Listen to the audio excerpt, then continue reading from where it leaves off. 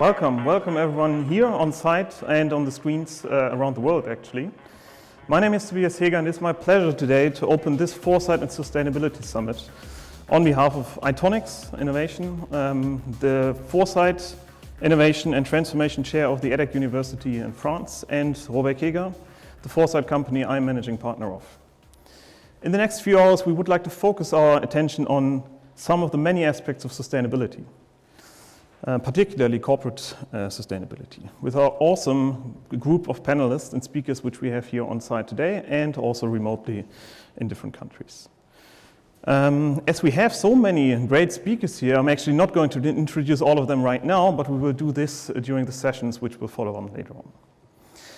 Those of you who know us from the past, actually the three organizations here coming together again to organize this event, might know that we have done a similar summit in the past as well, only focusing on artificial intelligence.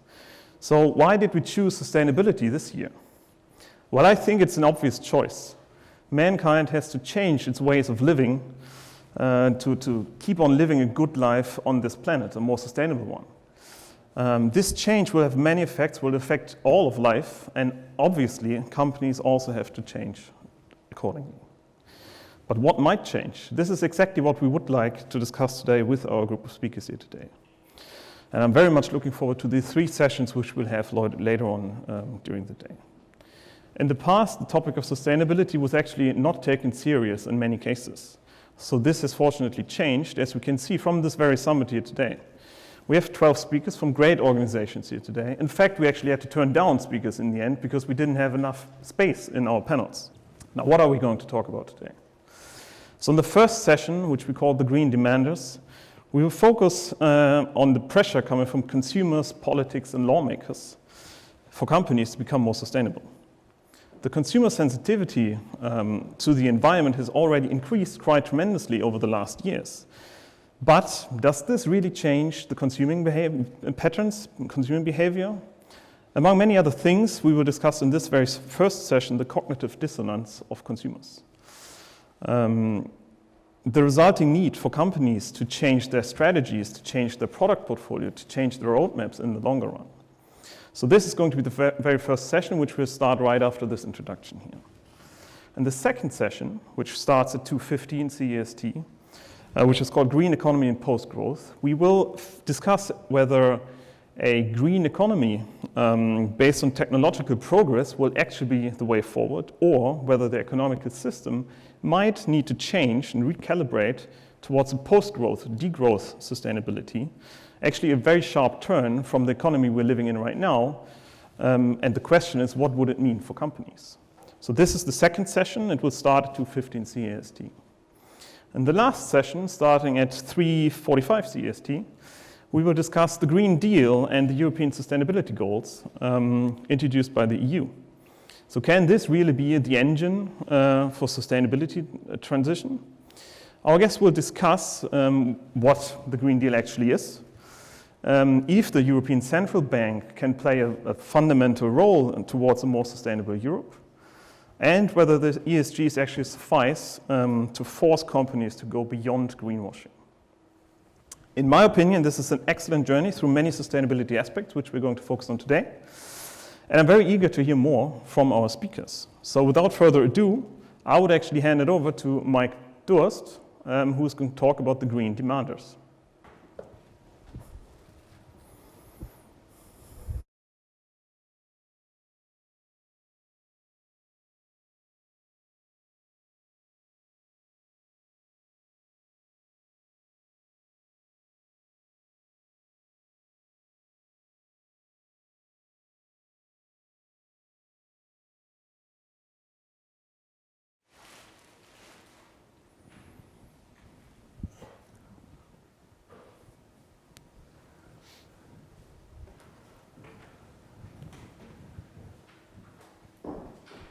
Tobias, thank you very much for the intro. Where is Carsten? All right, here we go. Got my notes. And I think Dorothy should be on the screen as well. Is that true? Dorothy, hi. You've seen us? That's great. Fantastic. This Tuesday, Antonio Guterres said in his address to the world's leaders at the UN General Assembly, "The world is sleepwalking to disaster. This is a planetary emergency," he said. "We are on the edge of an abyss and moving in the wrong direction. Our world has never been more threatened or more divided." Okay, that is what you say if you're the UN Secretary General. But not only he is very worried, but also the consumers' sensitivity to the environment seems to be on the rise.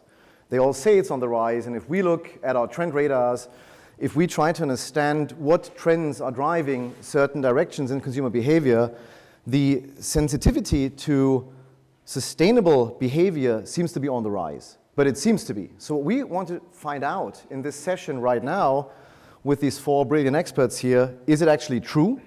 What can we expect in the next 5 to 10 years? And what are the companies that you are representing are doing already? What are you doing in terms of driving the sustainability revolution, if you want to call it that way? So this session is about the pressure coming from consumers towards companies being more sustainable. How fast is the change? And what must we expect in the upcoming 5 to 10 years?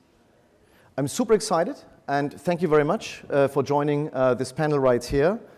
I would give a quick introduction to our experts and speakers, and I would start with Professor Josef Sepp Meyer, if that's okay. Yeah. Okay. You're a professor for packaging technology at the Stuttgart Media University, and you correct me if I'm wrong here. Yeah.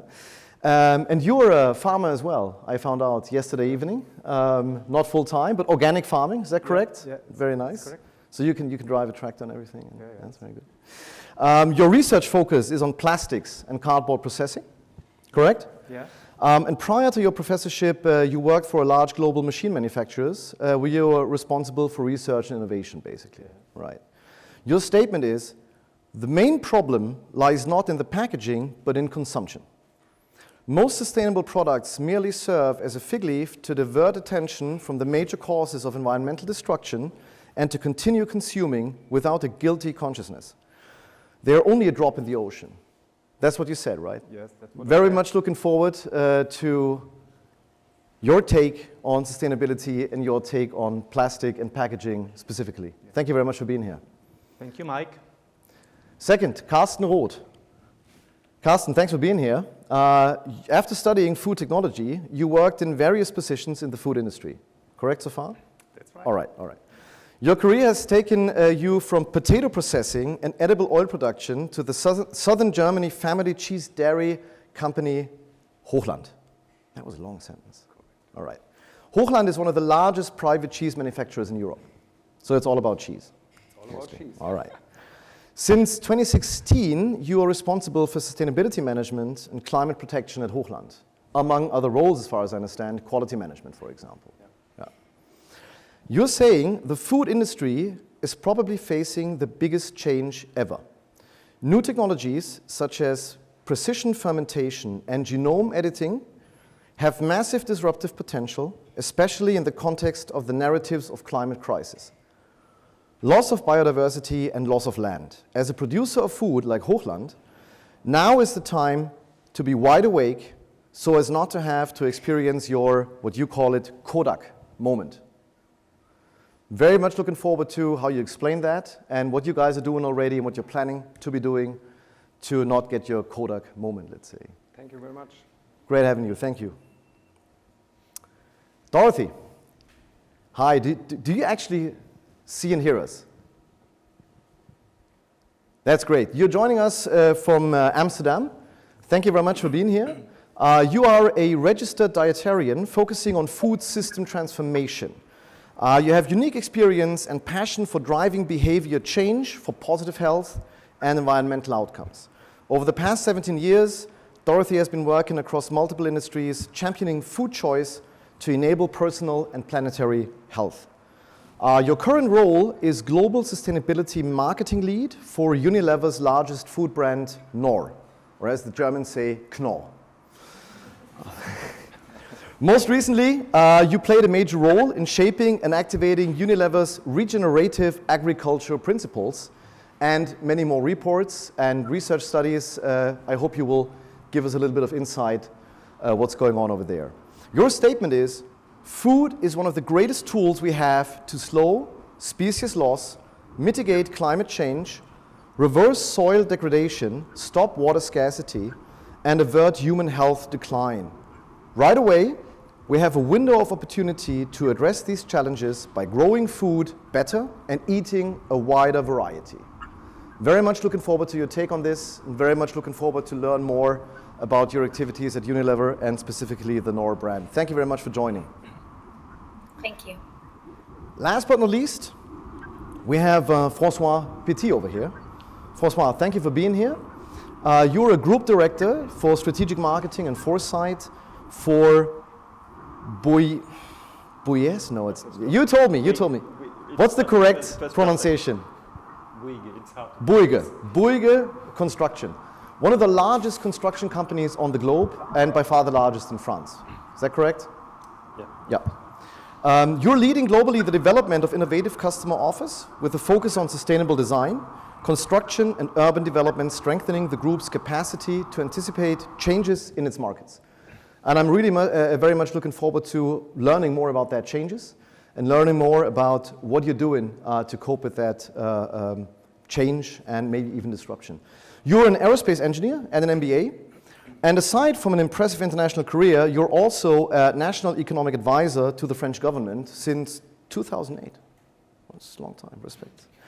Your statement is, reactiveness to pressure is one way to get things moving, but decisive impact in urban sustainability can also be achieved by proactiveness of all stakeholders as an ecosystem. Is that correct? Yeah. Very much looking forward to that. I think in the briefing we had before, you told me that the construction industry is actually responsible for about 38%, close to that, about that of the global CO2 emissions. I didn't know that, to be honest. Quite a bit.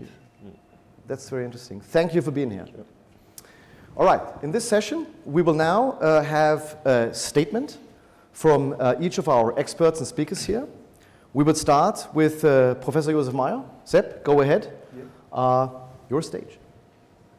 And to the audience, by the way, if you have questions, put them in the chat, write them up, or just, I don't know, yell them at me. And we will have a Q&A session where I will be aggregating those questions and then basically handing them over to you guys. Sepp, your stage. Thanks very much. Thank you, Mike. As you said, I'm professor for packaging technologies, and so I'm suffering for collecting mania for packaging and so on. And my wife can tell you I'm carving it in the evening. Yeah, but I don't want to tell you that I'm a freak. Yeah. I want to give you one example that we are world champion, that's a German way, in finding complicated solutions for each problem that don't work. For example, I've got this yogurt pot. Yeah, we have discussed on this pot very often, and the manufacturer said you can save 20% of polystyrene if you use this yogurt pot, because there's a paper wrap from cardboard outside. And so the cardboard is the reason that it's better for recycling. But if you look on the carbon footprint, you need 3 as much amount of cardboard to compensate the plastic in mechanics. And so the energy footprint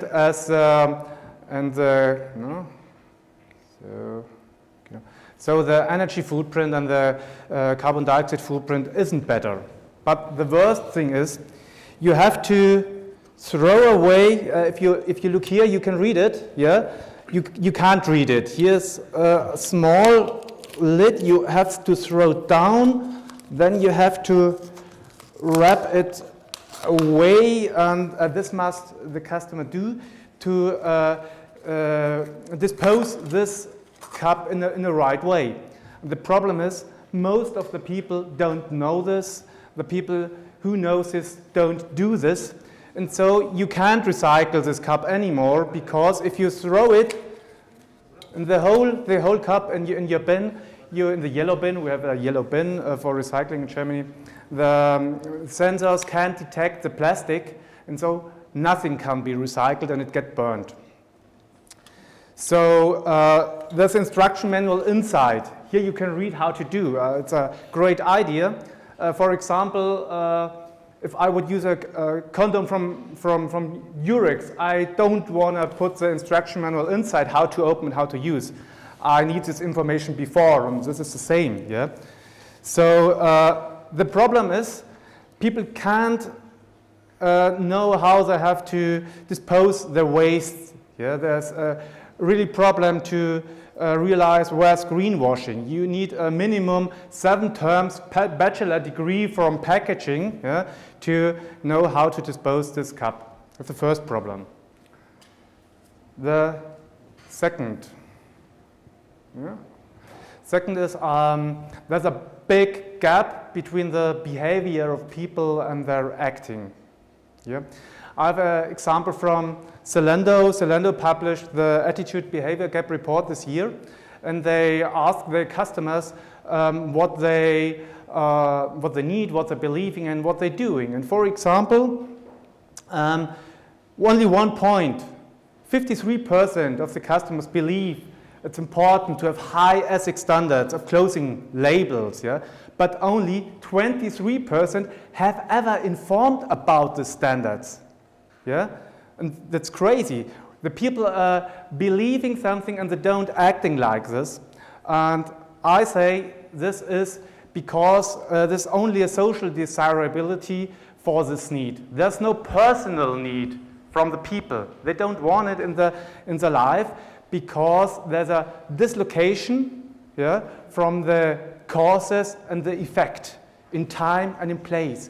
They don't feel how they hurt the environment, yeah? And so they, in their daily life, you throw this away and don't think about this. Let's look about plastic pollution. This is a big point. I refer now on what the politicians and the governments do. I don't want to talk about coal shift out and so on. Tomorrow there's a demonstration here at Berlin. I don't want to talk about this because I don't won't make any mood for the elections. I talk about a European problem, plastic pollution. The Joint Research Center of the EU published a report, and in this report they made a survey what items of littering they found at the European beaches. Yeah? In consequence of this, you all know single-way plastics, many single-way plastics are prohibited in this year. And this is, of course, it's a good thing. So we don't waste tableware, straws, stirrers, cotton bud sticks, fine thing. But if you look on this slide, you can see there are some parts with a significant bigger amount in littering. At first, there are cords and string from fisheries. There are undefined polystyrene parts. Nobody knows where they're from. And there are cigarette butts. The question I'm asking, why they don't prohibit this? It's really, really complex and more harder to forbid this because the problem is complex. They can't only make a new law or take legislator and so you don't need this, use a stirrer from wood. Yeah? There are many shareholders in it, there are finances in it, there are interests of national, and so it's hard to find a solution, and it's easier to put the low-hanging fruit and calm the consciences of the consumer. We have done something, yeah?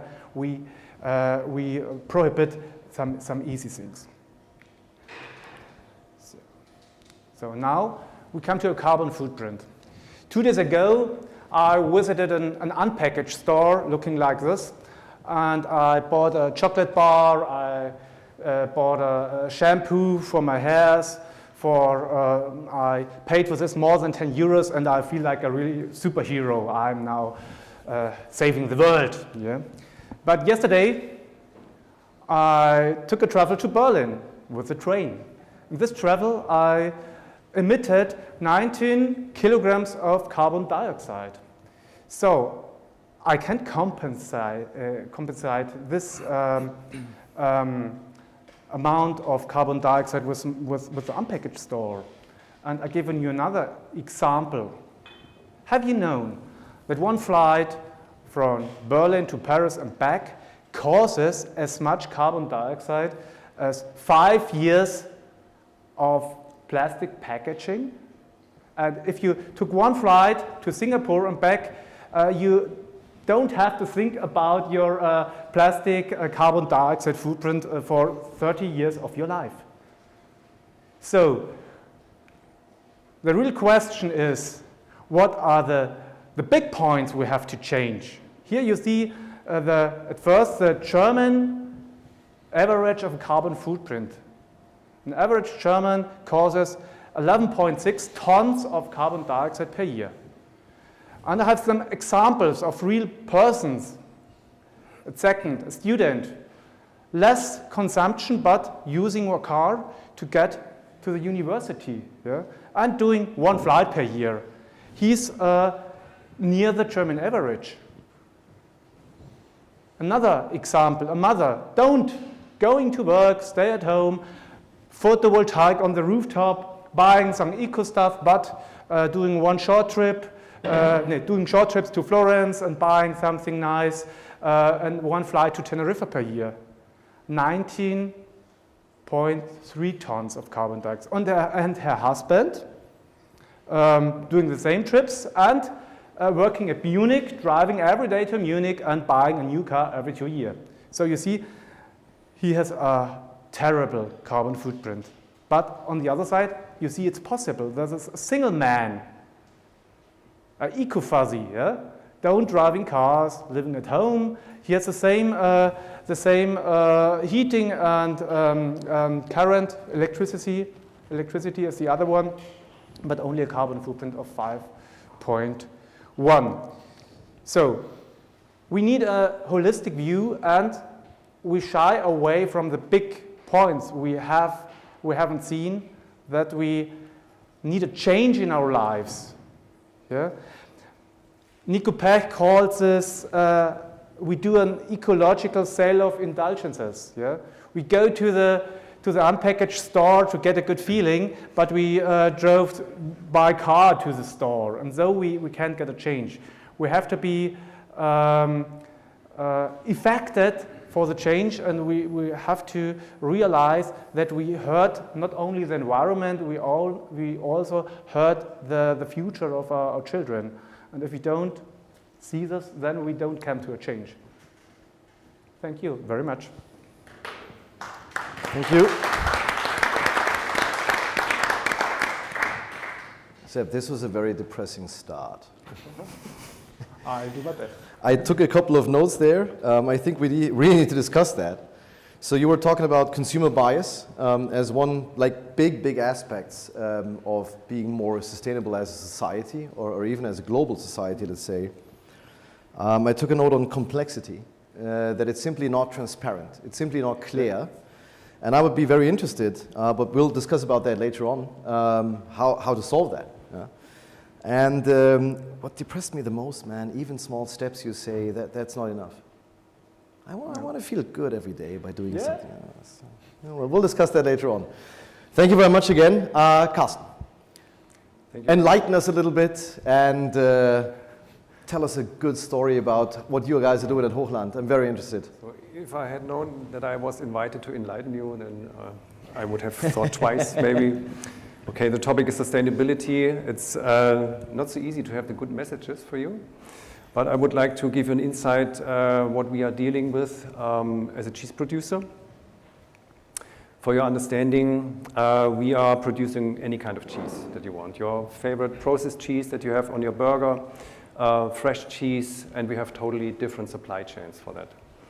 On the one hand, you have natural cheese, so you have your farmer, you are discussing with him, and you can negotiate with him if you want to create this in a more sustainable way. On the other hand, if you have processed cheese, we buy powders, butter, cheese, and there's a long supply chain. There are several stages, and anywhere in Europe or in the world, there's a cow and a farmer. And that's a big challenge. How can you tackle these topics? when it comes to the ecological footprint of milk, which you probably know is, together with meat, the worst in the food industry. So we have to act, but it's a real challenge. On the farmer side, we have, for one plant that we have, 900 farmers. They are completely individual. They are individual entrepreneurs, they have individual framework, and you have to find solutions which fit to all of them. So that's a challenge. And on the other hand, you have a long supply chain where you do not know where's my partner to improve the situation. That's one challenge. The other challenge, you probably heard of that, is animal welfare. We have a system generated over the last decades which we perceive today as not acceptable anymore. So we have to take care about animal welfare, and we realize animal welfare is not only good for the animal, it's good for the product as well. And we have a lot of requirements coming from retail, coming from society, coming from the NGOs that we have to move. And that's non-negotiable, that's absolutely correct. Again, we have two different supply chains, we have to negotiate, and the third challenge is, of course, we are talking about money. This will cost a lot of money because we are starting now to internalize costs that we have externalized over decades. And we have to change the system pretty quickly. And we are discussing about costs. And in practical life, the discussion is like this. The retailer comes to us as a dairy and says, hey guys, your product must be more sustainable. We go to the farmer and say, hey, farmer, your milk must be more sustainable. The farmer says, thank you very much, I will do that, but this costs you a little bit of money. And we take this message to the retailer and say, yes, we can do this, but this will cost money. And so we are circling around the topic. We know the solutions, but actually at the end of the day, we talk about money. What comes in this framework, in this universe, what submerges is alternatives to milk. You have 0.1% referring to dry matter of plastics bigger than 1 millimeter in your sludge. So 1 ton of sludge may contain 1 kilo of plastic. And we take this sludge every day for years, since decades, and we put it to the agricultural soil as fertilizer.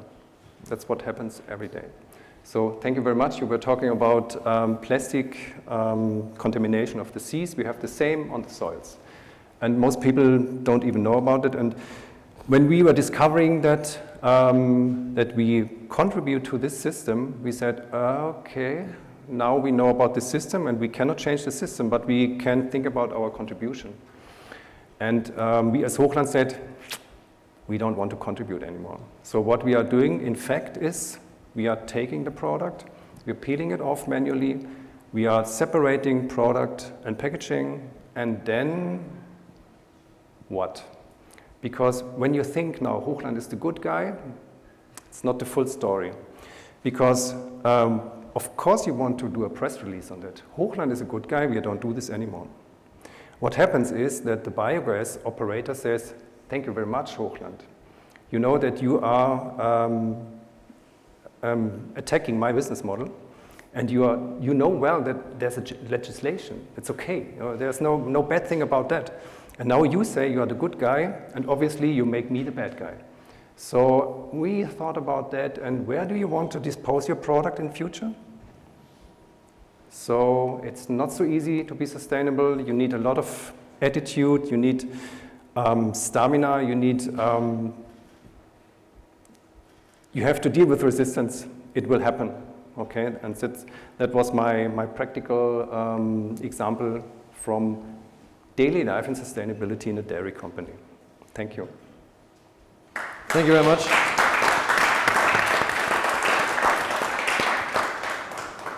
So my key takeaway is that even if you're doing something, even when you're like, we need to change this, we need to make that better, we don't want to have that plastic in 1 ton of leftovers, let's say, even that is complicated. Because the consequences in the supply chain, the consequences in the stakeholders are hard to be foreseen. Or did you foresee that this would happen that your partners, on the other hand, would be like, hey man, you're taking away our business here, and that's not a good thing. That was unpredictable. Yeah, exactly. To be honest. Yeah. And I believe that that's always a huge challenge when it comes to sustainability.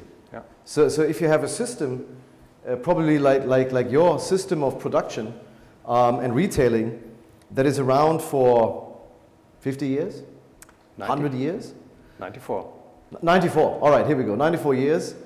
Every little change, every little aspect of the supply chain is well balanced and well organized, and everything you touch has consequences all around the supply chain, and maybe even to stakeholders you didn't know before, like in your case, for example. And then you get new contacts, so to speak. And you make new friends or enemies. You make new friends, depending on how you look at it. Exactly.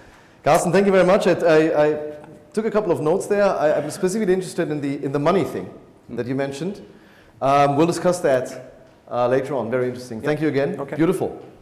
Next up, Dorothy, are you ready to go? Your stage. Yes, can you see me? Can you hear me? Absolutely. Okay, great.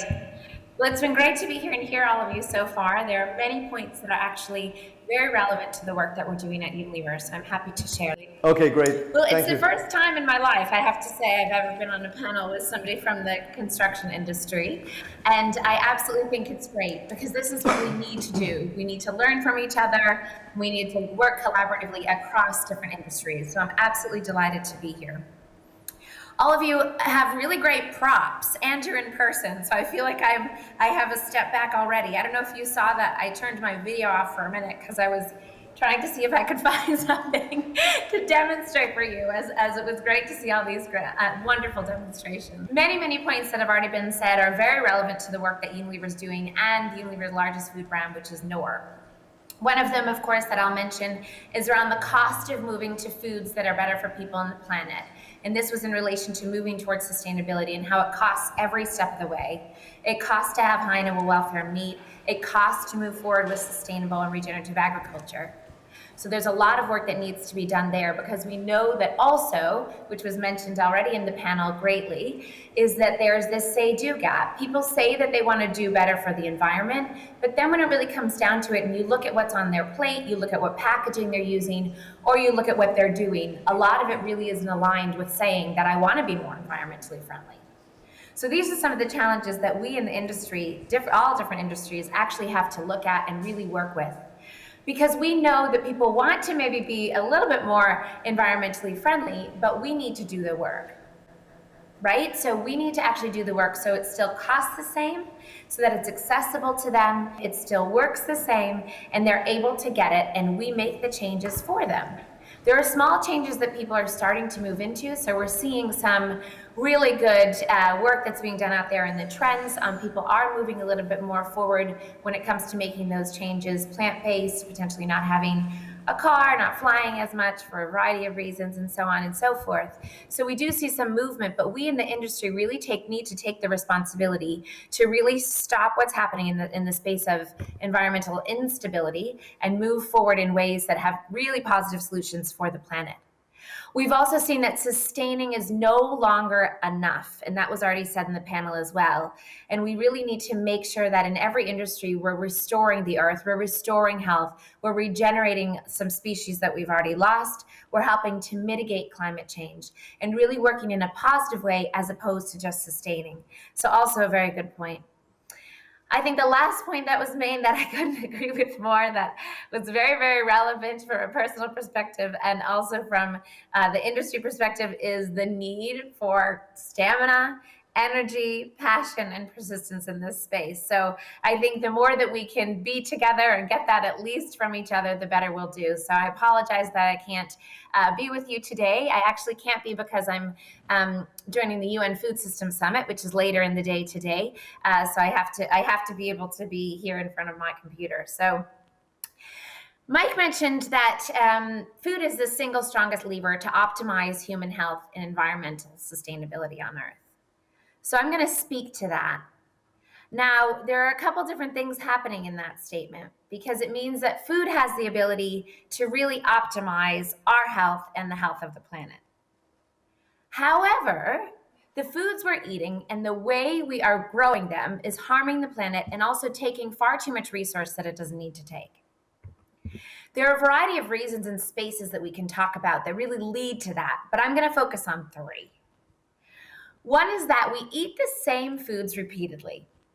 I don't know if you know this, but 75% of the food supply of what we eat and also what animals eat come from just 12 crops and 5 animals. And what's more than that is just 3 foods make up 80% of the plant-based calories that we eat. I bet you could guess what they are. Corn, rice, and wheat. And that's harming our planet because that's decreasing the species, leading to the fact that actually food is the #1 cause of species loss. As we move forward and lose more and more species, that makes the food system very, very not resilient at all to climate change. It doesn't make it resilient to pests and actually puts the future of our food system at risk.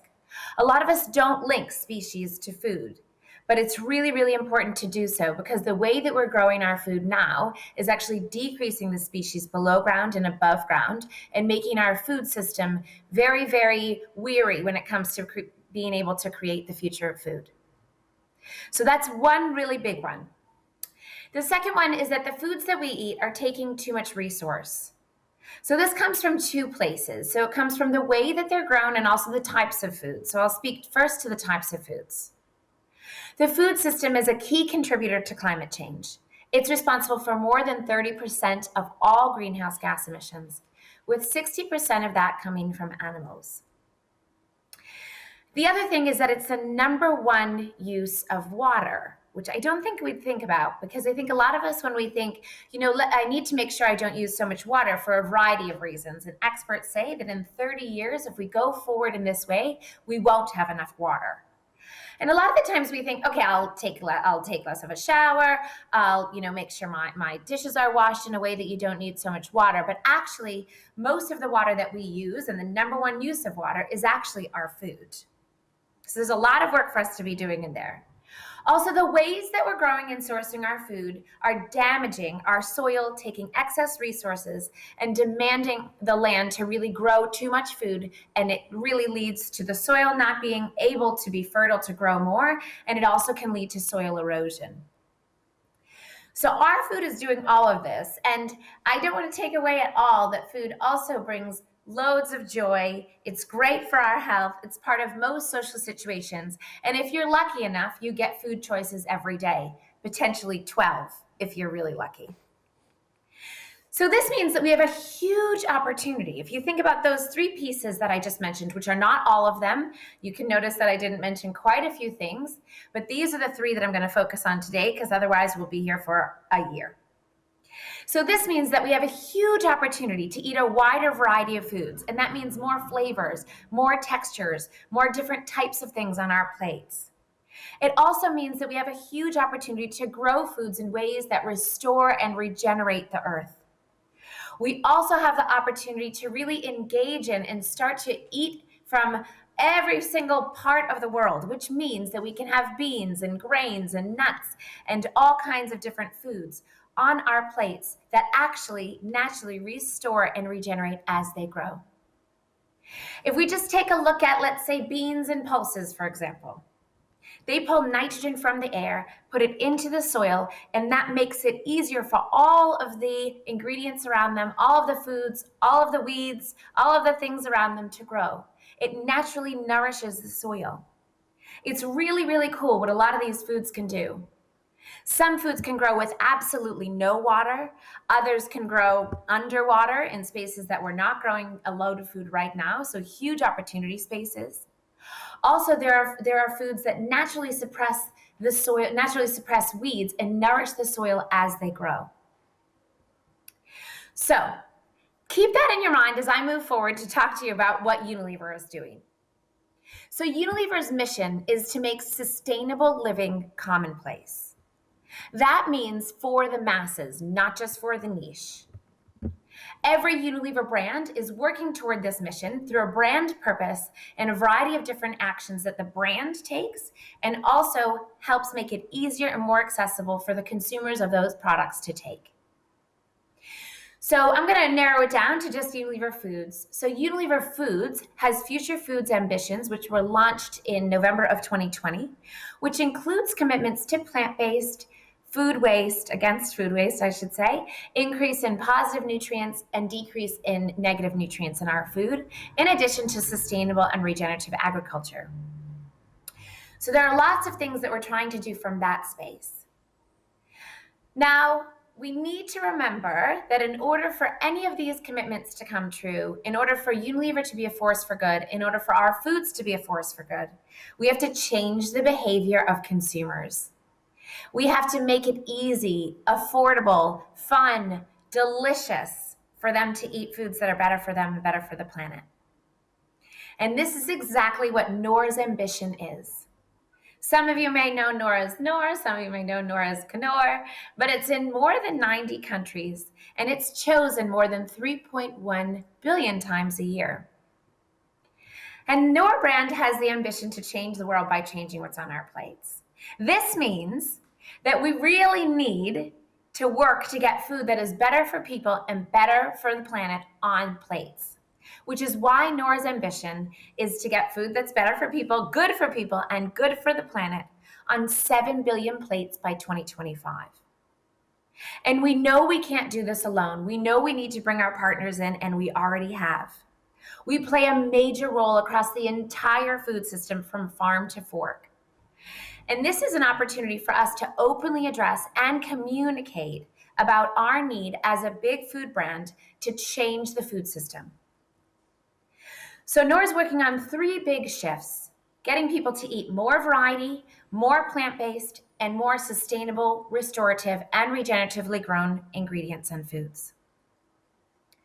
So I'm going to take you through a few of them on what we're doing in relation to it.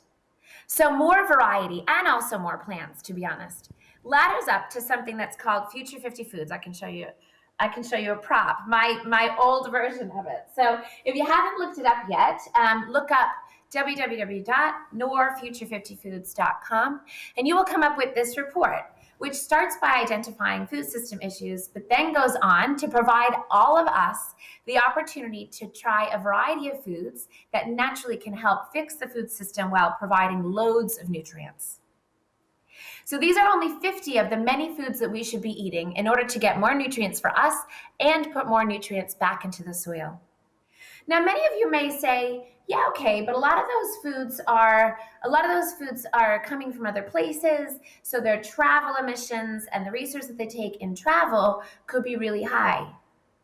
And I absolutely agree with local foods just as well as anybody else. But let me tell you that it's actually less than 1% of the environmental impact of food comes from the transport. And also, when we grow foods in the right places and in the right ways, they naturally take less resources. So you don't have to feel bad about using foods from all over the world, but you do want to make sure that you're aware that that food makes an impact wherever it grows and however it's grown. So try to learn a little bit more about that before making those food choices. And that's what Noor is really trying to do, is provide people all over the world with the information they need to make these choices. We set out on this journey 2 years ago, on this big journey. Now, Noor's been around for a really long time, since 1838. And really, it's been around because it's meant to provide people with sustainable food choices. That's the purpose from the beginning. And we've been in this space for a really long time. We've been growing our ingredients sustainably for more than 10 years, now with 95% of our vegetables and herbs sustainably sourced. And 2 years ago, we went out in a consumer-facing way with Future 50 Foods to say, we want to help you get more food that's better for you and better for the planet on those plates. So since then, we've worked together with retailers, we've worked together with food service solutions such as Sodexo, we've worked together with a variety of different partners. Together with WWF, we created the Future 50 Foods to get these Future 50 Foods on those plates. And I'll tell you, they're all over the place. Sometimes when I go out to eat in Amsterdam, it says Future 50 Foods on the menu. 2 airlines actually have Future 50 Foods on their menus. The Chef's Manifesto, which is more than, I think it's now probably more than 1,500 chefs or so all over the world working for a better food system. They're working with Future 50 Foods a lot. So we've really been able to create a movement. And that's really what we intend to do with this piece of work and all of the work that we're doing. We're committed to get these Future 50 foods also into our products. 25% of our portfolio will have these foods by 2025. And then when we think about the resources, we're moving to 50%, 50 of our portfolio to be plant-based by 2025. We're also working very much on the way these foods are grown. Not only for us, we created a movement with Future 50 Foods and continue to, and we will also do so as we move forward with sustainable, restorative, and regenerative agriculture. We've recently launched the Regenerative Agriculture Principles in April of this year, and NOR went out with a strong start with 3 big projects with our hero ingredients in NOR to say we're going to try out some of these principles and we're going to share our learnings and we're going to take the consumers on the journey. So hopefully they fall in love with this process, making regenerative agriculture the desired way that our foods are grown. And that's what we intend to do. We have many other regenerative agriculture projects scored for the future to go into many, many, many of our big ingredients in our portfolio and also in the other brands. So I have 2 asks as part of this. One is that we're just started our journey on regenerative agriculture. If you or anybody that you know is interested in working together with us from an expert perspective, academia perspective, learning along with us, please feel free to reach out to me. We would love to work with you on this journey. It's very much a test and learn journey that we're going on in this process, working the principles through. Also, please feel free to use the principles yourself. They're available online, Unilever Regenerative Agriculture Principles. My second ask is a little bit more on the consumer-facing side, because in order to make Future 50 Foods work, in order to make food that's better for people and the planet, in order for us to make any of the moves that the cross-industry people really try to make, we need to get our consumers on board. So every year on February 19th, which is the day that we launch Future 50 Foods, we have created the World Eat for Good Day. The first one was this year, and next year it will be far bigger. It was just our pilot this year, and next year it will be far bigger. So we're reaching out to all of you to say, you know, we can make these changes on our plates, in our homes, and in our industry. And on World Eat for Good Day, we ask the masses to do just that, to swap out ingredients that take more resource, that have less nutrients, for ingredients like the Future 50 Foods that have more nutrients and take less resource. So I hope you'll join us in some way. It's an absolute pleasure to be here with you from my house in Amsterdam. And I hope someday we can all meet in person. And I hope this leads to some great collaborations. So with that, I'll finish up my part. And of course, happy to take questions at the end and happy to connect offline. Thank you.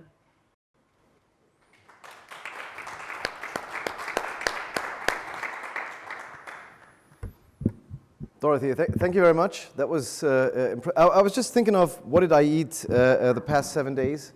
Was it just 12 things? But thinking of the ingredients, kind of true, I think. And the one question I would have is, why is it like that? Why do we reduce the variety of food that is out there to just these 12? But that's definitely a question for later on. Last but not least, François. Go ahead, and I'm very much looking forward to what your take is on the construction industry and what you guys are specifically working on and doing in the sustainability area. Thank you very much for being here. Thank you for the invite, Mike. Glad to be here to listen to different stories and compelling ones from different sectors. I work indeed for Bouygues Construction. Bouygues is headquarters in France, but it's quite international, so we are operating in a few dozen countries with very major specificities, also in terms of relationship to the environment, relationship to the usage. So what we're trying to do is, you mentioned it earlier, Mike, in the introduction, the construction sector is emitting close to 40% of the carbon emission worldwide. Some of it due to the materials, some of it to the process, some of it to the usage, to the processes, to the services. So it's really scattered. And the challenge has never been so big, since we have got, if you're looking 40 years from now, we're looking at close to 7 billion people living in cities. Today we've got 3.5 billion, so twice as much. It's 5 times the size of Europe, coming to cities in the next generation. So you can, of course, anticipate what it means in terms of materials, in terms of infrastructure, in terms of energy, in terms of services, having 5 times Europe's or 100 million people every year coming to cities. So the challenge is big in terms of demand, it's big in terms of supply because resources are just getting less and less. So in essence, we need to do more with less. And how do we do that? In a sector that has challenges actually to renew its thinking, that is being today, and it was mentioned earlier, there is also awareness in the last few years. And this awareness is translating to demands, but also into proactiveness. This is why I mentioned that in the quote, because we feel from within Bouygues, with our colleagues, different companies, there's a big willingness. Actually, it's also a major motivation for some young graduates to join, to contribute from within and saying, well, there's big carbon emission, but I will contribute and I will join the company. So the awareness is outside, the awareness is also inside. And then there is action indeed that is being done.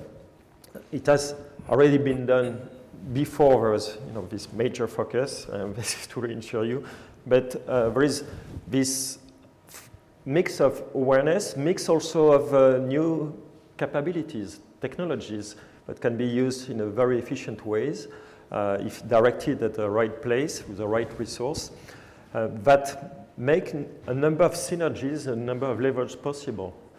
One, for example, if you look at materials, materials are everywhere. We're sitting on materials and using, basically, if we're looking at this building, we've got usually steel, we've got wood, we've got concrete, and the basically processing of these is indeed today the major part, one of the major parts in the carbon emission in the construction. The material is a big one. If you look at cement, for example, cement is within its process a major contributor to the global emission. So there are several avenues. One is to replace concrete by wood, for example. But then, it was said earlier, you need to watch in terms of, it was compelling with the yogurt example, because if we want to please ourselves, we say, well, we just construct by wood. Now, where does the wood come from? If it comes from, and I love Norway, by the way, some Norwegian citizens listening, but from France to, let's say, whatever the country, if we're looking at the carbon footprint, we look at basically also the back and forth, the traveling.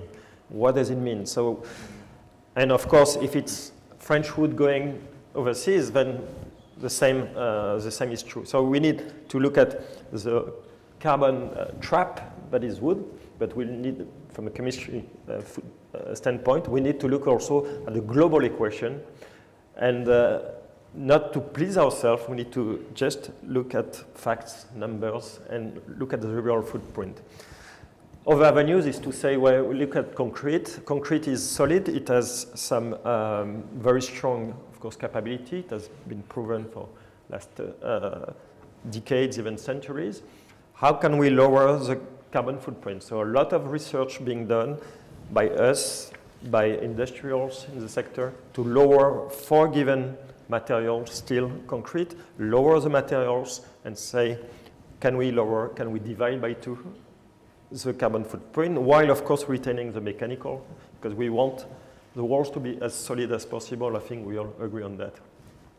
So material is one major area of focus globally for players like us, for players, our colleagues worldwide, and the whole industry, the whole ecosystem. It was said by earlier, the ecosystem, the partnership is key, because we cannot ourselves get to the result without partners. Industrial partners and research partners need also to look at customers, so it's a complete ecosystem. A second dimension is to look at resources also as a whole, because buildings are not only walls, they're not only ceilings, it's about energy. 40% of the energy worldwide is being spent in buildings. So increasingly, and we have a very silo-like really approach, legacy approach, meaning we've got the energy industry, we've got the water industry, we've got the waste management industry, and the building industry. And historically, it has been like this. Now, if we look, actually, the waste management has been waste management is a major issue, water management. But buildings are a key focal point also to use, collect potentially water and recycle it, and get a better way of consuming energy. And beyond consuming, because you said in the introduction, it's also projecting, you wanted us to project 5-10 years from now.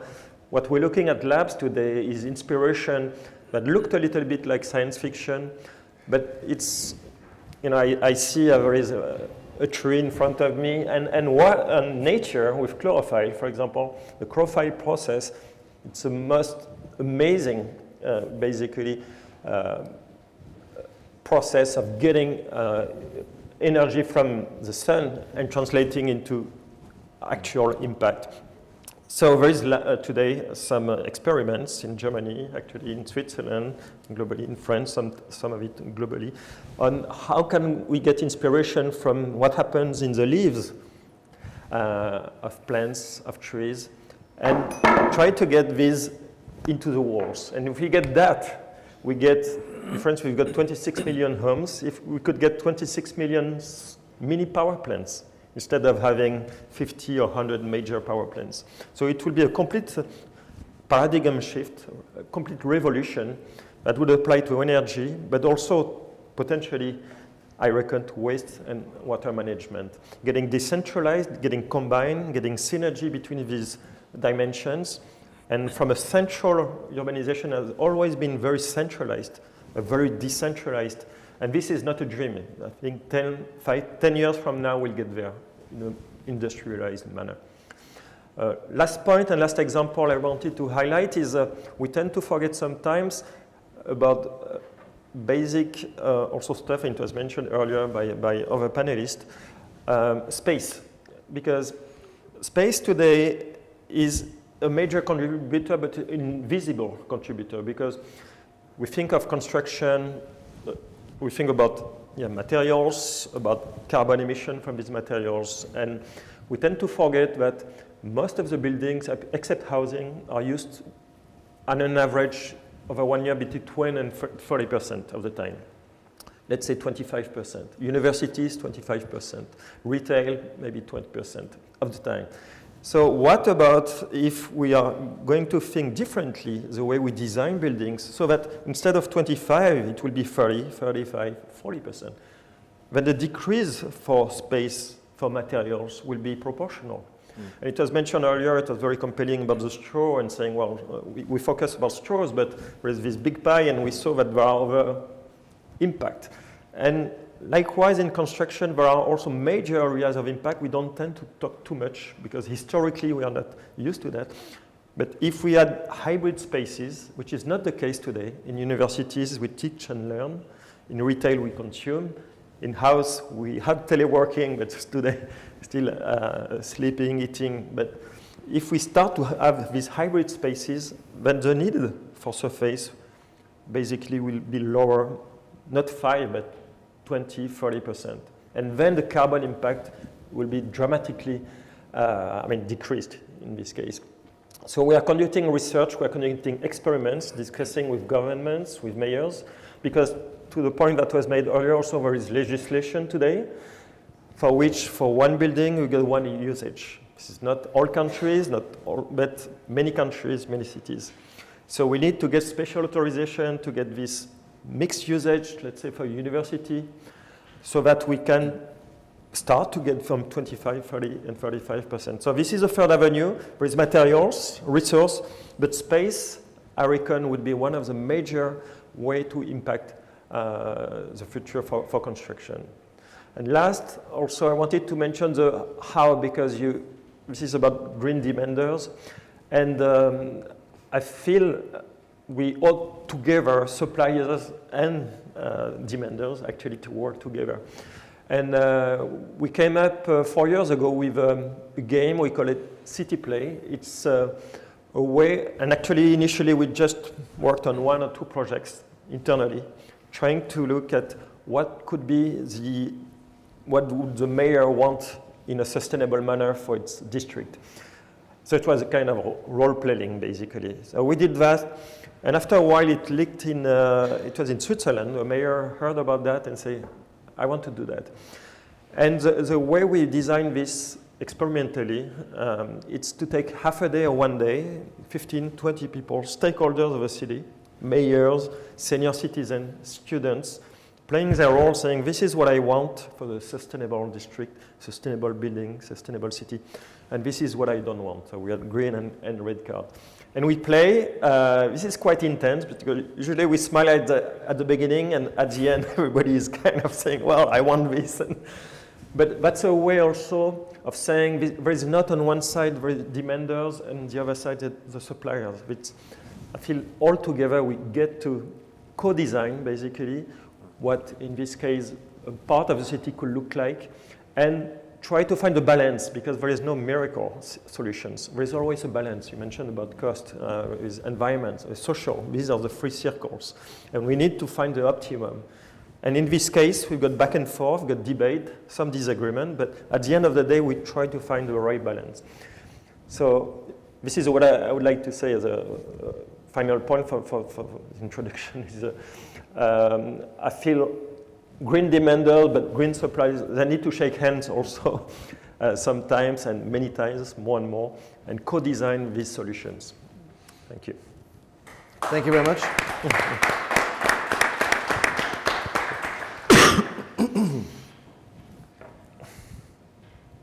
That was great insights. Thank you, everybody, first of all. Fantastic. What I basically took some notes there. What I took away is it's complex. It's not easy being more sustainable. It's not simple. I think, Carsten, you mentioned every little thing you change in the supply chain, every little thing you change with stakeholders has consequences. Consequences in who gets the money. You get less, you get more. Consequences in the process. Maybe some players are not needed anymore, or you need new players coming in. Same for you in the construction industry. It's basically a complex network of players, and they all need to work together more. That's what I took away in terms of the city needs to maybe open up for more flexibility when it comes to the usage of space. But then the construction industry, on the other hand, needs to have the, let's say, imagination and creativity to build these places. And I was just thinking, as you mentioned that, so you're saying if we would build better, more flexible spaces, you would build less spaces. Yeah. That's not too good for your employer, I understand.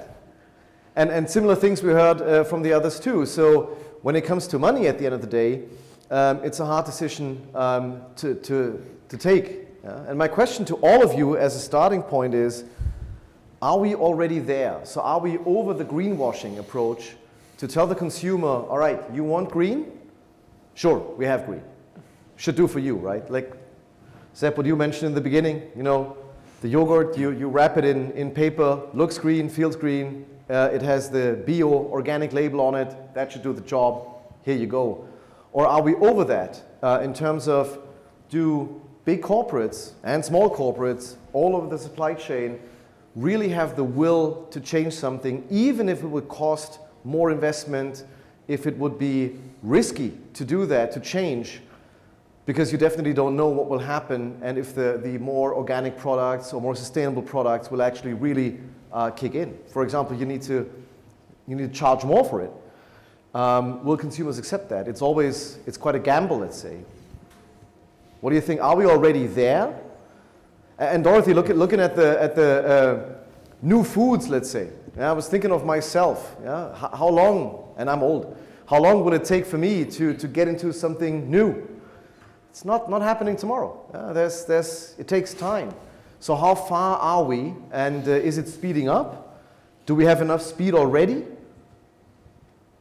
What do you think? We maybe start, Sepp, with you. Yeah. What's your take on that? My take on that is we are still at the start, and as you told, the problem is we are talking about money.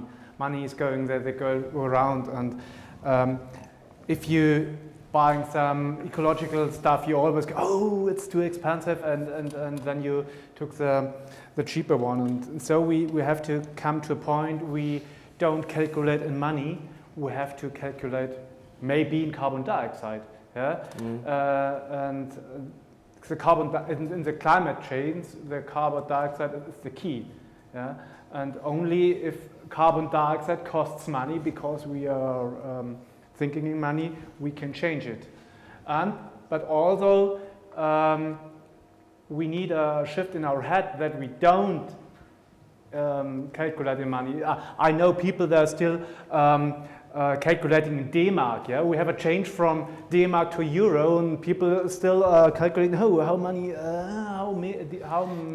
D-Mark are this? And so we need a change from... But how do I know my carbon footprint like all the time? How do I get that transparency into my life? Oh, short one. Is there an app for it?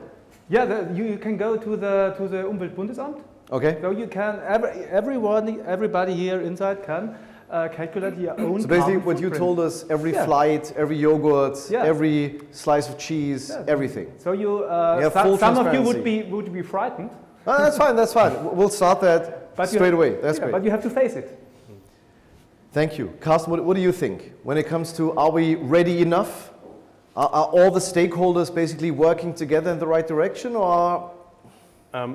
I think Dorothy nailed it because what I understood from her is the basic message must be a different one than today, because today we are trying to sell sustainability as something, dear consumer, please save the planet. And actually no consumer wants to have a master thesis when he goes and buys milk, oranges, apples, and so on. I just want to shop. I have to do my daily life. And I think we have to answer much more the question, what's in it for me? So the environmental aspect shouldn't be upfront. That's not the point which is triggering. It's triggering some parts of the population. They like that. I like to save the planet. Like you said, I was in the unpacked store, as you said. Unpacked store. But I think the mass of consumers need it very easy. And we are not at this point right now, from my point of view. You saw me telling a story full of negativity. I think that's just happening when you talk about sustainability because it's so difficult up to now. But when it comes to the consumer messages, I think Dorothy is completely right. We have to tell the story, hey, what's in it for me? What is the benefit for me? Different nutrition, biodiversity in your nutrition, biodiversity for your microbiome is perfect. You will be much more better performing, you will be healthier, you will have probably a better sex life. I don't know, give a good message and people will do it. And I think we are not at this point up to now. But it's developing. I think there's something going on and I think it's developing. That's very interesting. Thank you very much. I was thinking the same thing when listening to you guys. I took a couple notes there that basically you said, forget about the plastic stuff. If you just reduce one flight to Singapore, I think it was, you can use plastic for 30 years or something. That's sad, somehow. And as you say, getting more out of it. Like this is really better, and not you need to worry all day long about your carbon footprint. That's the more negative stimulus, let's say, or negative motivation in terms of, oh man, I'm feeling so bad today because, that's actually very interesting thinking. Thank you. Dorothy, you have a take on that? Sure. Yeah, I think some great points have been made. I think that we have some huge challenges in front of us in relation to what we need to do. I think that consumers are coming along, and I think after we went through the hardest part in this part of the world with COVID, it was really seen that people were changing their eating habits and they were changing what they were purchasing, and it was actually seen in some shopping trends that I think 1 in every 3 consumers in Europe, United States, and some parts of Southeast Asia were actually making small changes. We haven't seen another report yet to see if people have changed back, which hopefully they haven't, but it seems like people are becoming a little bit more connected to their impact and do want to have not a negative impact or even a positive impact on the planet. So I think it's our role as the industry to be able to do this. It costs money. We've had a huge investment in Unilever in sustainability. We also invest in trying to make it understandable and making it the compelling choice. But there's still a lot of work to be done in this. And it's actually worth it to work together across industries to help people to understand what impact everything makes and how we can communicate about the ones that make less of an impact in a very understandable way. So we've done some work with a university to determine kind of what future leaders and the future kind of buyers of products are looking for. And they actually said that they're looking to industry to make the changes. And they're looking to us to make it clear which products are better for the environment. So it's really very much up to us. I think it's really interesting to see that even, this next generation of people that are maybe more activists, we see them, picketing for a lot of different things more than we have in the past, including, of course, mitigation of climate change. So I think that they will be more active in that space and will look for brands that care for people and care for the planet. But it is up to us to do that. And I think that's when it will be good for people and also good for the business. So it's up to us to grow the demand, and the way we grow the demand is by making it easy, accessible, and desirable to use these products that are better for the planet and to purchase these products. And then hopefully over time, the business will have the advantage because they've done that and it was the first to the line. So from both a planetary and business perspective, you'd be able to hopefully say that it was worth it because your products will be purchased more. So even though you're not making as much from that sale, you're making an impact and more people will purchase your product. And that's really the goal, right? And the intention is to be really positive from a people perspective, a planetary perspective, and a business perspective. That's great takeaway. Thank you very much. Fantastic. Last but not least, speaking of the construction industry, when I think of the construction industry, that is a very slow changing kind of machine. It's huge. It's everywhere you walk around, any city, there's buildings and buildings and buildings. But it doesn't seem to be very, let's say, flexible when it comes to changing the way things are done. You have your supply chain, you have your materials. Do you think it is actually possible to, and you're talking about some quite disruptive approaches there in changing that industry. But looking at the industry, to be honest, what really changed the past 50 years? Not too much, I think. I'm not sure about that. So is now the right time? Are people ready for it, let's say? So surely the readiness, the awareness, and even more than that, the willingness, I think, is there. I mean, you can feel it. And I was mentioning the fact of having young graduates join the company. I can tell you that I had one interview, and the interview was, I was being interviewed. What are your values? What do you stand for? The goals that you're seeing, is it greenwashing? And this is very healthy, and there is a big willingness to change. Now, is it easy? No, it's extremely difficult because the buildings, it could be up to 1 million, 2 million parts that you assemble. When we are in a building right now, mentioned it earlier, but I think we all want it to be robust, to be solid, to be proof against a number of things. So there are norms, and there is also existing demands for the new materials to be extremely solid, robust, and so on. At the same time, we need to act. So concretely, what we have been announcing earlier this year is numbers, is facts. And even for some of the technology is about to be born, we don't know what's going to be next necessary, but we need to act. So we announced that we will reduce by 40% our carbon footprint in the next 10 years. This is tough. We've got 1,200 engineers. I think all of them will be working on this in the next few years. We had a lot. And even before the announcement, I can reassure you, they're working on that. But we are working on all avenues, and materials, space, hybrid, the energy, all the dimensions that we mentioned, and many more. And by having targets, by having facts, by having commitments, this is the best way to say, well, we are serious. Because indeed, you had a question about greenwashing.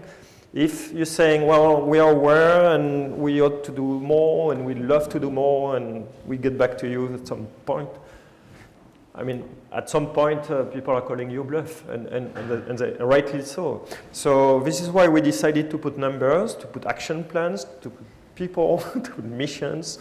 And of course, we had, for a long time, been working on sustainable construction, but we put really milestones so that we have full transparency on these numbers. And beyond transparency, accountability. Yep. And to your last question, will it be tough? Yes, it will be very tough. For collectively, I'm not talking only for Bouygues, for the industry. Yeah. Because for centuries, we had a way of doing things, and this is going to change. Thanks to a lot of technology, but technology is not enough. It's also about the way we use it. And it was mentioned earlier by other panelists, also from the consumer. It's collectively also, how do we use the spaces? This also will have an impact. So, but collectively, minus 40%, I think, is very ambitious, but this is doable. So, minus 40% in the next 10 years. Yeah. And with milestones, so yeah. So that's the commitment. That's very ambitious. That's very ambitious. Respect for that. For sure. Yeah. So you're basically saying that transparency is one of the key aspects to have a real understanding.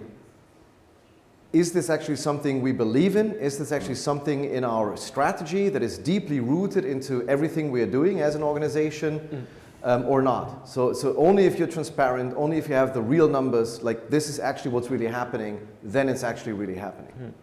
To ensure trust also, and but we need to ensure trust.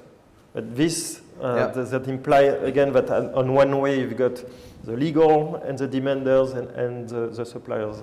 I still believe, and I was mentioning earlier, that this is a collective effort.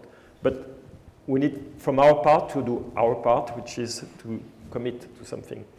And then to roll our sleeves, and collectively, it was said earlier by Dorothy, the partnership, the ecosystem, this we need to reach out and do that collectively. But at some point, you need to say, this is what my plan, and these are numbers. Yeah. Yeah. Thank you very much. I believe this is a great last key takeaway. So one thing I love about what you said is that the next generation, when they apply for a job and have an interview, they interview you. They're asking you what you are doing to change something, what your part in that is, and not the other way around. So that is very positive, I think. So okay, we can't leave it all to the next generation, but it's good to see that the pressure is really increasing, and if you're not acting in a more green, more sustainable manner, if it's not really into, let's say, deeply rooted into your strategy and behavior, you're not going anywhere, at least not with the generations to come. That's, I believe, a very positive key takeaway. We're looking into more transparency into our everyday lives. So download the app straight away, understand your carbon footprint, understand your behavior and everything. This was a fantastic session. We have a lot more questions from the audience. Some are quite direct to one of you. I will forward them to you straight after this session, and you can have a direct conversation then. Thank you all. That was a fantastic opening today. Thank you, Dorothy, joining us from Amsterdam here, Francois, Seb, and Carsten. Quick round of applause.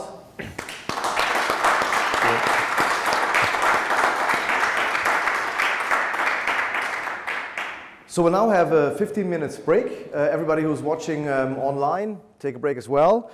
We'll then continue 2:15. That's about 20 minutes break about that, with the panel Green Economy and Post-Growth, starting 2:15 CEST. Thank you again, and let's continue the conversation online. See you soon. Thanks.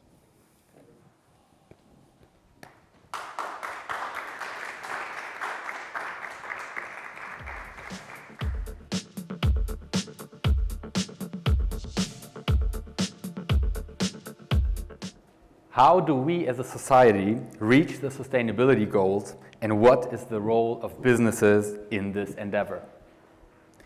Can we adhere to the current economic thinking where economic growth is a given? How could such a green growth economy look like? Or do we need to rethink more fundamentally how we think about economics and businesses and become creative in designing a post-growth society? And what could business models then look like in such a world? With these exciting questions, I would like to warmly welcome you to the second session of our Foresight and Sustainability Summit, entitled Green Economy versus Post-Growth, Exploring Sustainability Scenarios. I'm more than happy to welcome with me on this panel 4 speakers that couldn't be better suited for this discussion. They are all foresight and sustainability experts and are all at the same time representing companies and industries for which the sustainability transition couldn't be more real. Please welcome with me Thomas Bormans, who is head of foresight at E.ON and brings 16 years of experience in the energy industry to the table. I think he really knows what it means to turn a business model upside down. We have John Miranda. The question is, do we have John? Do we have him on the screen? Yes, we have John. Hi, John. Good morning. All right. John Miranda, Hey, good afternoon. who's joining us from Arizona. So it's 5 o'clock in the morning, I believe. So great to have you at this very early hour. John Miranda is Director of Data Center and AI Strategy at Intel. John knows the ICT industry for more than 2 decades, and he will share with us how he sees it contributing to a sustainable future. And we have, joining us from Munich, Alexander Nick, who is Lead Climate Strategy and ESG Standards at BMW Group. As both a foresight and a sustainability expert, Alex will share with us his vision for the future of the automotive industry. I'm thrilled to welcome Stefan Hahnkammer, who is Associate Professor for Sustainability Management and Sustainable Entrepreneurship at Alanos University of Arts and Social Sciences. And he's also affiliated researcher at the renowned Institute for Technology and Innovation Management at RWTH Aachen. So welcome to all of you. Welcome on the screen, welcome here with us in the room, and welcome John in particular, and thank you for being here at 5 in the morning. I need to repeat that, I guess. Very good. Now, before we dive deeper into the topic, with a keynote by Stefan, let me start with a simple question to all of you. And I'm asking you for a very brief answer of around a minute, max. And the question is pretty simple. Why are you here today? Why is this topic relevant to you? Why don't we start with you, Thomas? Yeah, thanks a lot, and thanks for the invitation, and looking forward to this here. So why am I here? Basically, in the energy industry, sales are fully set to go towards a sustainable future. There were times where this was a lot questioned and so on, but that's not the case anymore. The route is set. However, let's say the question is, which sustainability is it? And we know all these buzzwords around then hydrogen, energy efficiency, carbon capture and storage, and how the hell could we achieve this? So there are questions around there. And the other thing is that we need to be fast enough. And how do we manage that? Because infrastructure lasts for 30, 40 years, so practically everything what we build today and tomorrow will hang around in 2050. So we need to be more or less ready today, and how can we achieve that? And one of the things to achieve is collaboration, is discussion, is exchange, and yeah, that's what we're obviously here for. Very good. Thanks. Stefan, why are you here today? Well, I'm very happy that this topic, especially questioning our understanding of sustainability, is present at a business event, at an innovation event, because sometimes in academic debates, sometimes in policy debates, we question our understanding of sustainability, but we do not do that very often within business events and business context. So what are we aiming for as a society, and what could be our contribution or must be our contribution in the business world? So I'm very happy to discuss this together with great colleagues here on this panel. Very good. Thanks for having you. John, why are you here today? Yeah, thank you for having me here. The reason I'm here is I'm coming from more as a foresight practitioner. and strategy. And we sensed about a year and a half ago that this topic, while it's been important for a while, is really hitting an inflection point of importance in the industry that Intel participates in. And sure enough, and I would say really as we stepped into 2021, the level of dialogue with our largest customers and partners has increased 1,000% from last year. It's every week I'm on a call with a hyperscaler, a global telecommunications company, and the questions are, we need to get to carbon neutrality, how can we partner, what are the options available to us? So this went from being a topic that was important and it was part of our annual corporate social responsibility report to now it's front and center, hitting the highest levels of the company as an important imperative that's going to reshape our industry and our company. So that's what pulled me into this topic. Very good. Thanks, John. Good to have you. I would like to introduce a little bit the idea of this panel. The idea of this panel is to look into the future, right? So as Foresight experts, that we all are, we know that the future is uncertain. We do not pretend to be able to predict the future. Instead, we create scenarios which are different, sometimes contradicting, pictures of the future, and then seek to prepare for them. In this sustainability debate, two scenarios are often contrasted, which are green growth and post-growth. While the debate has not yet fully reached the wider public, as Stefan, I think, just mentioned, it is fundamental knowledge of every sustainability expert. So that's why I'm happy to have one of those experts, who is Stefan, on this panel today. So Stefan has been working on this question between green growth and post-growth in his research for quite a while, and in particular also what it means for businesses. So I'm delighted to have you here. We're looking forward to your key message for today, and then we're going to discuss this after your little presentation. So the stage is yours. All right, thank you very much. So I'm waiting for the presentation a second. In the meantime, I already start. So I think it is, as I said, important that we talk about these two different fundamental understandings because we talk about sustainability already since decades. But let me just start with the problem description. I think for all of us here, it is normal that we have the expectation that the economy grows. What does it mean? It means that each and every year or every couple of years, we have more money in our pockets to spend for better products, new products, better solutions, better services, a nicer flat, a bigger garden or whatever.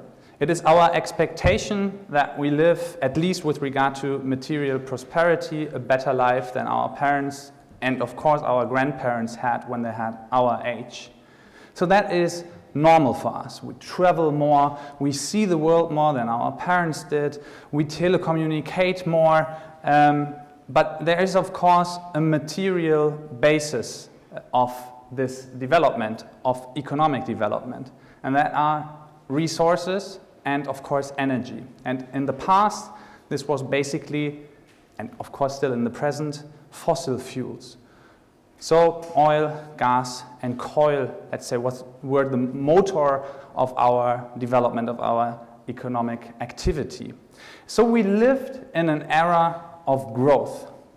But this energy and resource requirements led to a number of environmental implications. And I don't know whether you already see the slides or not. I'm not seeing them at the moment, but if you see them, there are some indicators of the natural system that is, let's say, affected by economic development. We see this with regards to the concentration of carbon dioxide in our atmosphere, which is in a similar way increasing. We see this with regard to the surface temperature and the atmospheric temperature, which is in the same way as the gross domestic product increasing. We see this with regard to the degeneration of our biodiversity. And we see this with regard to marine life, with regard to the acidification of our oceans. And I could show you and talk about several other environmental indicators that are affected by our economic activity, and particularly by the increase of economic activity from one period to another, which leads us to a situation in which we have an unstable and risky state of the environment. I don't know whether you see the slides already, but in that moment, not yet, but we see this with regard, the state of the environment with regard to the resources that we use. Well, we have one planet Earth. We do as if we had 1.6 planet Earths that we could use for our resources. In the United States, it's 5. In Germany, it is 3. So we are far away from a situation that we could call sustainable. And it's not only climate change. I mean, here in Germany we have election time, and if we talk about environment, we talk about climate, but we forget some of the other indicators which are even more already for humankind in a zone beyond uncertainty. So it's climate change, it's land use, it's, as we already heard in the presentation from Unilever, it's with regard to biodiversity, and it is with regard to the soil quality. So soil quality is getting worse, and that is a danger for humankind because this is the basis for our food production and therefore for our lives on this planet Earth.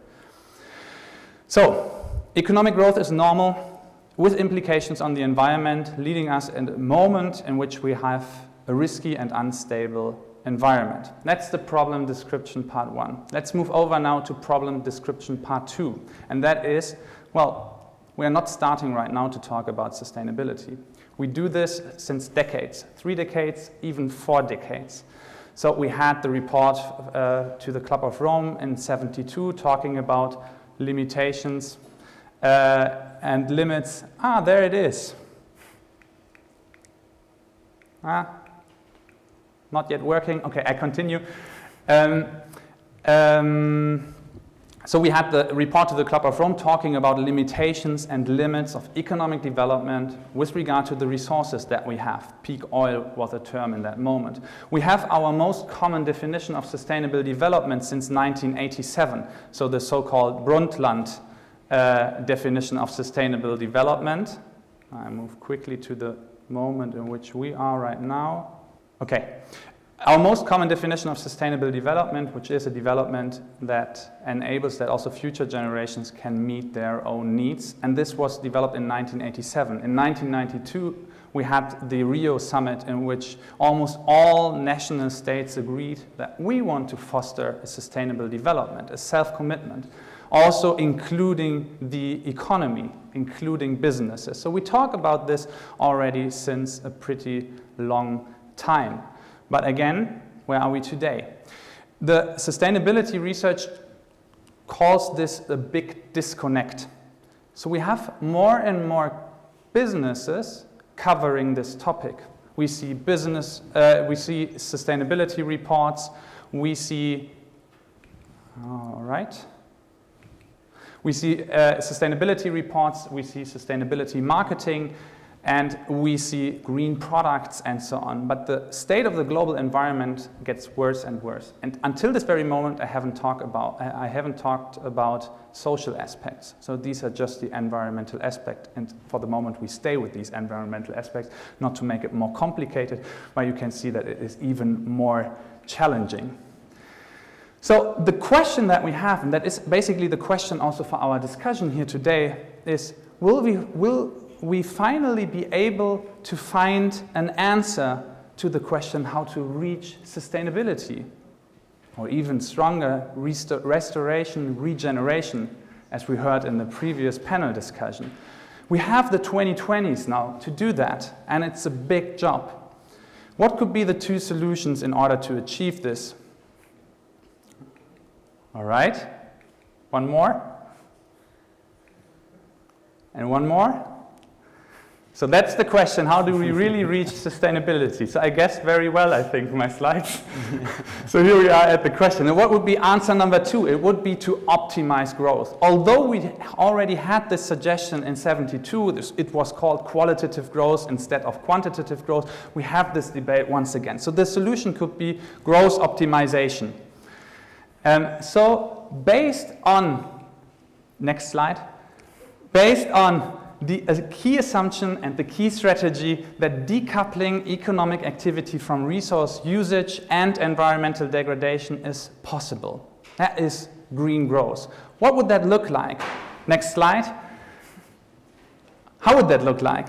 Well, through technology, through innovation, very rapidly increase resource productivity and increase resource efficiency, energy efficiency. Keep less resources in keep more resources in our circle and thereby produce less waste.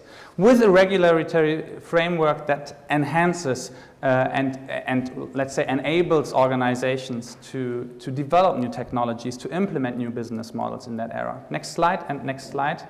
Directly, but we talk about the regulation in another session, so I left this out. What are the key strategies that companies have? Well, it is the better paradigm and the different paradigm, so efficiency and consistency. And I think in efficiency, many organizations are already pretty good. So to increase, as I said, resource productivity and energy efficiency through better usage of technology, through better processes and so on. What is consistency? Doing things different? Well, changing, for instance, the basis of our energy. So from non-renewable energies to renewable energies. Implement the circular economy instead of the linear economy. Mimic nature by implementing the bioeconomy. So to do things differently. But the question is that enough? And have we been quick enough in the past? And will we be much quicker in the future?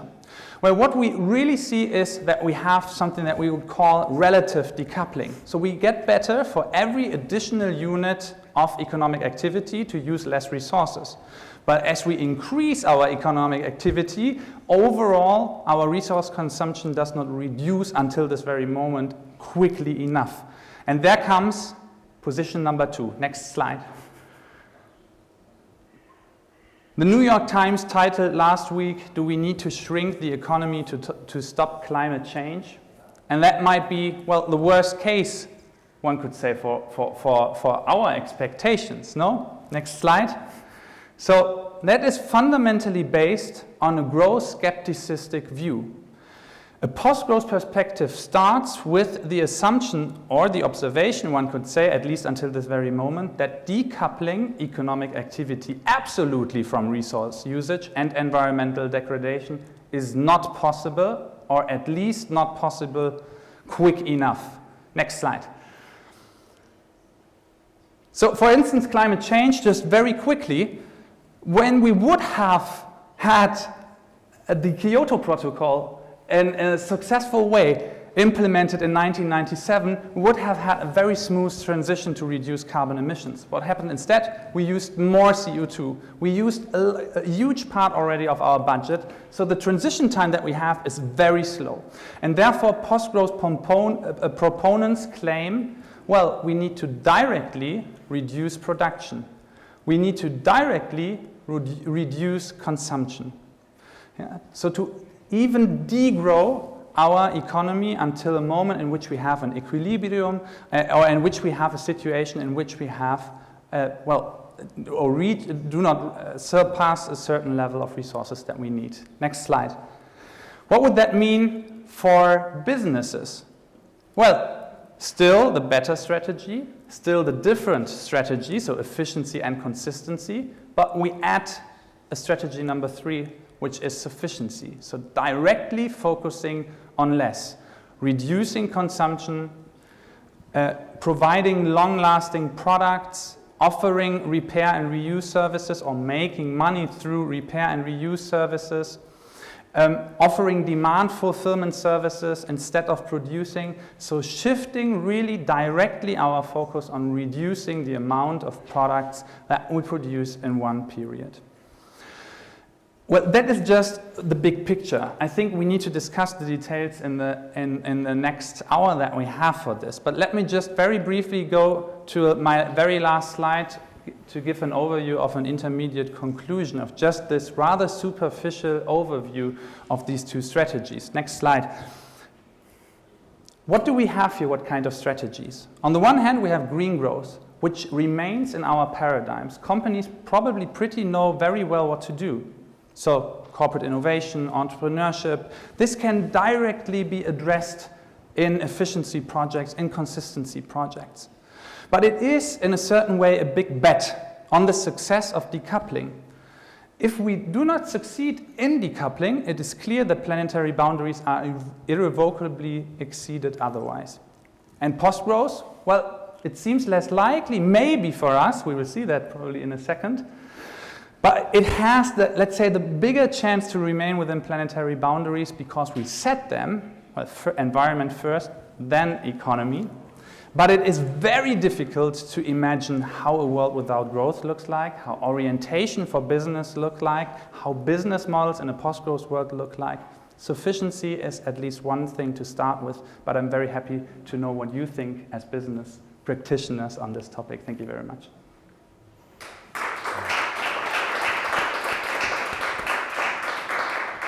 Thank you very much, Stefan. I think that was a great introduction, very engaged introduction, and also a talented speaker, I would say. When the slides get lost and you still know what you want to say and have to say so freely, I think it helps to have classes in the classroom with 1,000 people sometimes to be able to do that. Thank you very much for this introduction. Before we talk about it and discuss, I would like to involve the audience at the screens with a poll. Now we heard now about two strategies, two extreme strategies that we laid out here, green growth and post-growth. And we would like to involve the audience and ask them two simple questions.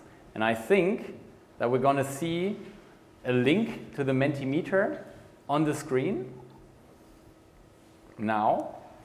And are we going to see the link? Yeah.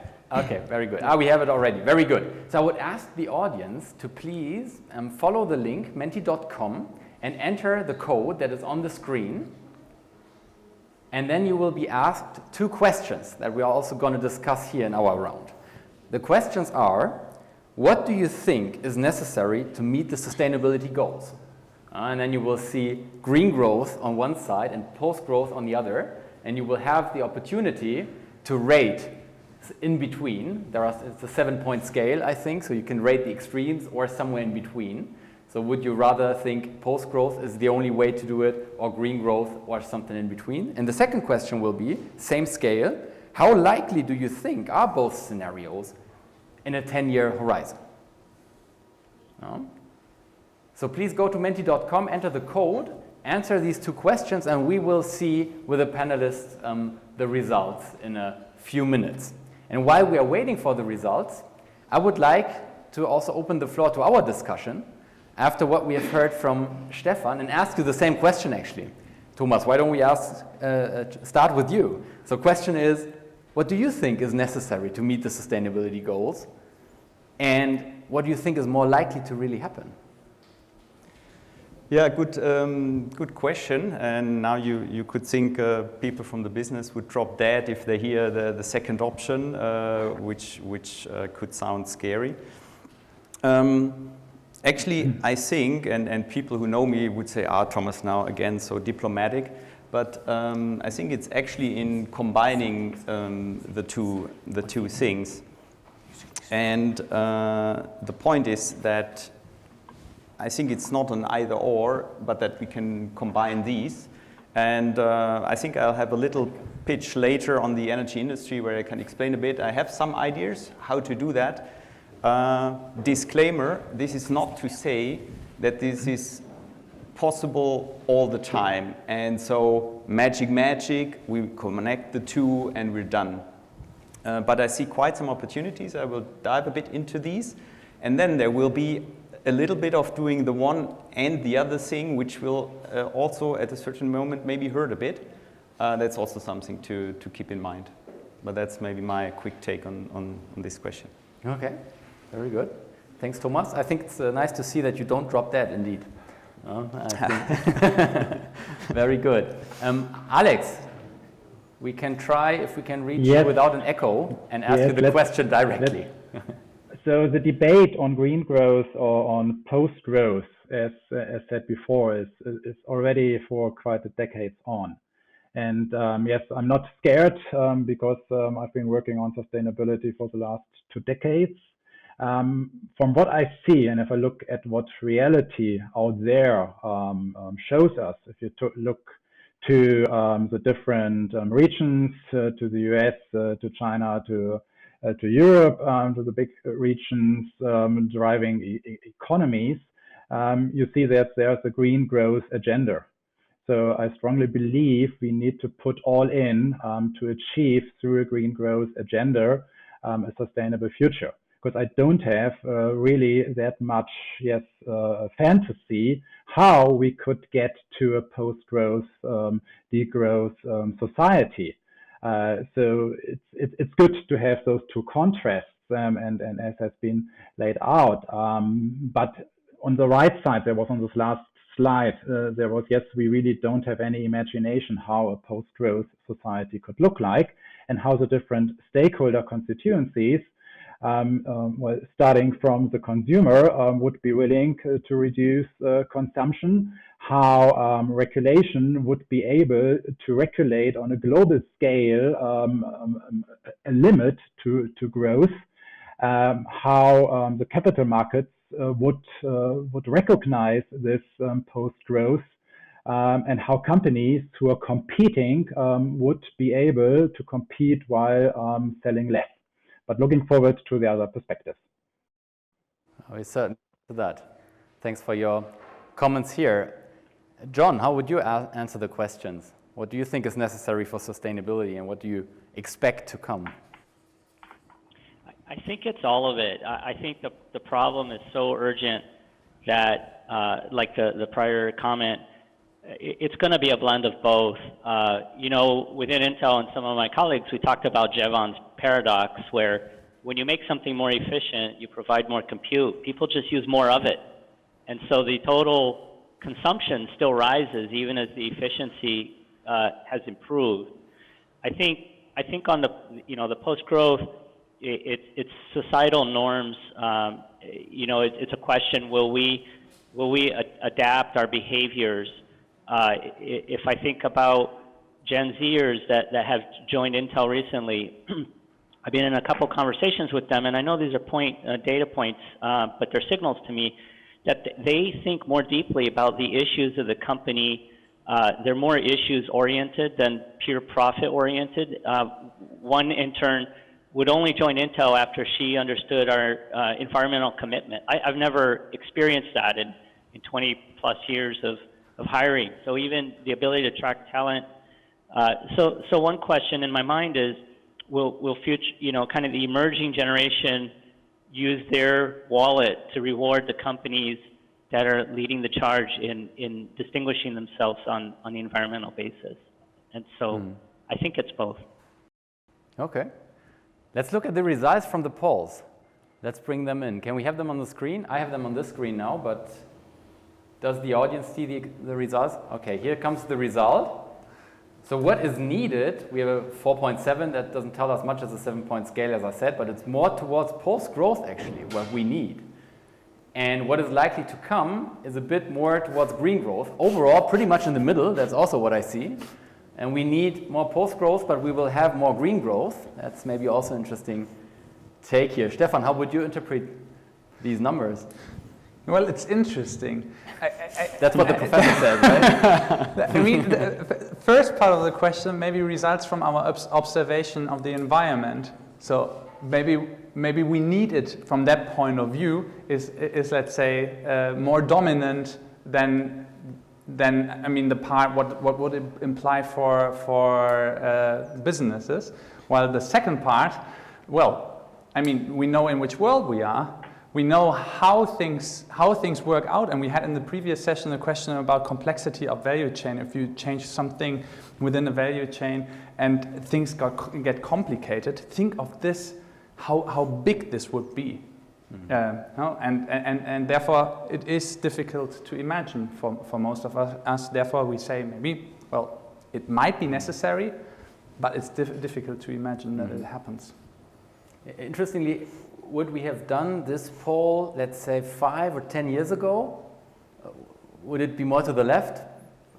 Yeah. of this continuum? I think so. Yeah. A couple of years ago, it would be rather to the left-hand side. Okay. Although it is like and this. People from Eon would have dropped that. Probably, yes. Yeah. When hearing post-growth. Okay, good. Thanks to the audience for taking part in this poll. Very good. Okay, now, looking at the time also a little bit, we had a bit of issues at the beginning, so I think we'll try to catch up a bit. But with no further ado, I would actually like to bring in the panelists and what they have prepared. So I asked every panelist to prepare 5 minutes of presentation or of introduction to how they and their company see the future of sustainability and how they see their role in that future. So I would go to that and always have a little discussion after each introduction. Thomas, you're standing close to me, so I always need to start with you, if you don't mind. Yeah, I can give it a start. To answer these questions, I think it's helpful to look at the energy sector. And now, if some people think, well, it's super complex, many technologies and markets, everything very difficult, there are also ways to describe it a bit more easy, and I will do so now. So maybe in your next barbecue, you can tell the 4 things that you might want to look at energy. And the first thing is we need a complete system change. And it's very important to recognize that it's not the new system that's a problem, it's the change that is a problem. The system we can think of and we have ideas how to build it, but how do we get there? Very important. And the complete change means we have to fully switch to renewables on the input side, and we don't have that yet. We need to have grids that transport the energy to the users wherever they are, and they need to fully adapt to fluctuating inputs, decentral inputs, spread it around. They cannot do that yet, so they have to learn that. And thirdly, the end use, the people, the appliances will change. We see electric mobility and the like, and also this has to develop. So it's really complete change, and again, the point is the change, not the new system. The second thing to keep in mind, it is an infrastructure project. So please, when it's about energy, think and also solutions, I think, are a lot in the infrastructure. That's not what you naturally feel because it's you who buys the light bulb. It is you who decides for a boiler and which kind it is. It is you who chooses for a diesel car or another one. But actually, let's say it is really an infrastructure thing, and you recognize that easily if you, for example, have an old oil boiler, you're living somewhere in the city, and you want to change that. And then you say, well, there's no gas connection, and district heating would be cool, but oops, I don't have that nearby. So actually, your choices are already starting to get limited, because it's an infrastructure project, as mentioned also in the beginning. Then another thing is when it's about the growth. So when we go now down this line, we change the complete energy system. So will that be growth? Certainly yes, because I just explained we need new input, we need new kind of grids, we need new appliances. Yeah, of course, you need something new, that's growth. On the other hand, we will recognize that we will have shifts. So I'm not talking so much about growth or degrowth, but I think stuff will shift from here to there. So the question is what is shifting? And maybe as one example, and I mentioned this now, one example where things go well, but there are other where it's much, much more difficult or even impossible. But the one that works is what we're doing here today. So due to Corona, a lot of conferences, they did not take place. People did not go there maybe with the van or so. They used electricity. They stayed in hotels that use electricity and heat, so we could sell a lot of stuff, as you could say. Now we do everything online, or did everything online, and most of the stuff will be in the future as well. So we see a shift there. So is it now degrowth? Let's look at it from an Eon perspective. You could say, okay, now a lot is going online. So we need new appliances, new chips. So for Intel knows they get scarce. But also we need a lot of more data centers, for example. So data centers better have a very stable energy connection. And it must be not interrupted under no circumstances and so on. So you can offer stuff like the connection to such data centers, and we do. And you can take care of backup systems, batteries, and the like in case something happens. Another thing is that still they produce a lot of heat, these data centers. So you can go around and say, okay, if they are close to the city, you could use this heat and heat networks, make that available for the city. So in that little example, the magic thing happens, the activities go down, the exchange and communication doesn't. We talked in the break around it, even more people listen. So despite less travels, even more people listen. So I think that is where such kind of shift happens. And it's also an example where we as a company or as an industry can still go along. What I think will be very important are two things. Basically, the ability to change and switch. In the moment where we would not care about data center business or so as E.ON, we could not participate in that. So then it would be just degrowth, and you would say, oh shit, it moved somewhere else. So you need to be flexible. And the other thing is, it's a lot about cooperation. Because the example I made only works together with the people who run the data centers. It runs with a city who could use the data centers, waste heat, and so on. So it's a lot about talking to get the business case done. And it's a lot of different companies who do the different things that are necessary. Much more connected. Again, more in infrastructure thinking. And infrastructure already means that you're connecting things, and that also means people. And that's maybe the final thing, that it's people who need to talk. And to get to the beginning statement, we need to be fast enough. We need to talk a lot and quickly and decide on such things. Mm-hmm. Okay, very interesting. Thanks. I like the statement that it's not about the new system that it's the problem, but the transition to that system. I think that resonates very well with many people. I have one question, regarding the post-growth paradigm or sufficiency, also the term that you used, Stefan, and I think we also talked about it already. I think sufficiency is a term, as you said, Stefan, efficiency, everyone is talking about this for decades. Consistency, or rather circular economy, renewables, this is something we also talk about for quite a while. Sufficiency is a term that I don't hear very often in business, also not in politics, because it's not something that sells very well. But I think in the energy industry, actually, we talk about that every once in a while, because there's one business model which is, helping people to consume less, which could actually be an interesting business model also for you. And I think that's an interesting point also in the post-growth paradigm. It doesn't mean that every company is not allowed to grow. It doesn't mean that every region is not allowed to grow, but overall. But couldn't the energy industry be even a winner in that scenario by helping others to consume less? I would say, again, we need to distinguish then between efficiency and sufficiency, and lines are blurring, of course. Well, in the example I put forward with the data center using the waste heat, that's kind of an efficiency thing. But the whole thing, that we do not travel so much, but instead do things online, is it an efficiency thing? We reach the same thing, communicating more efficiently. But I would say that it's already a kind of sufficiency thing, because the factor is huge. Mm-hmm. You still need the electricity. We have a lot of cables here around.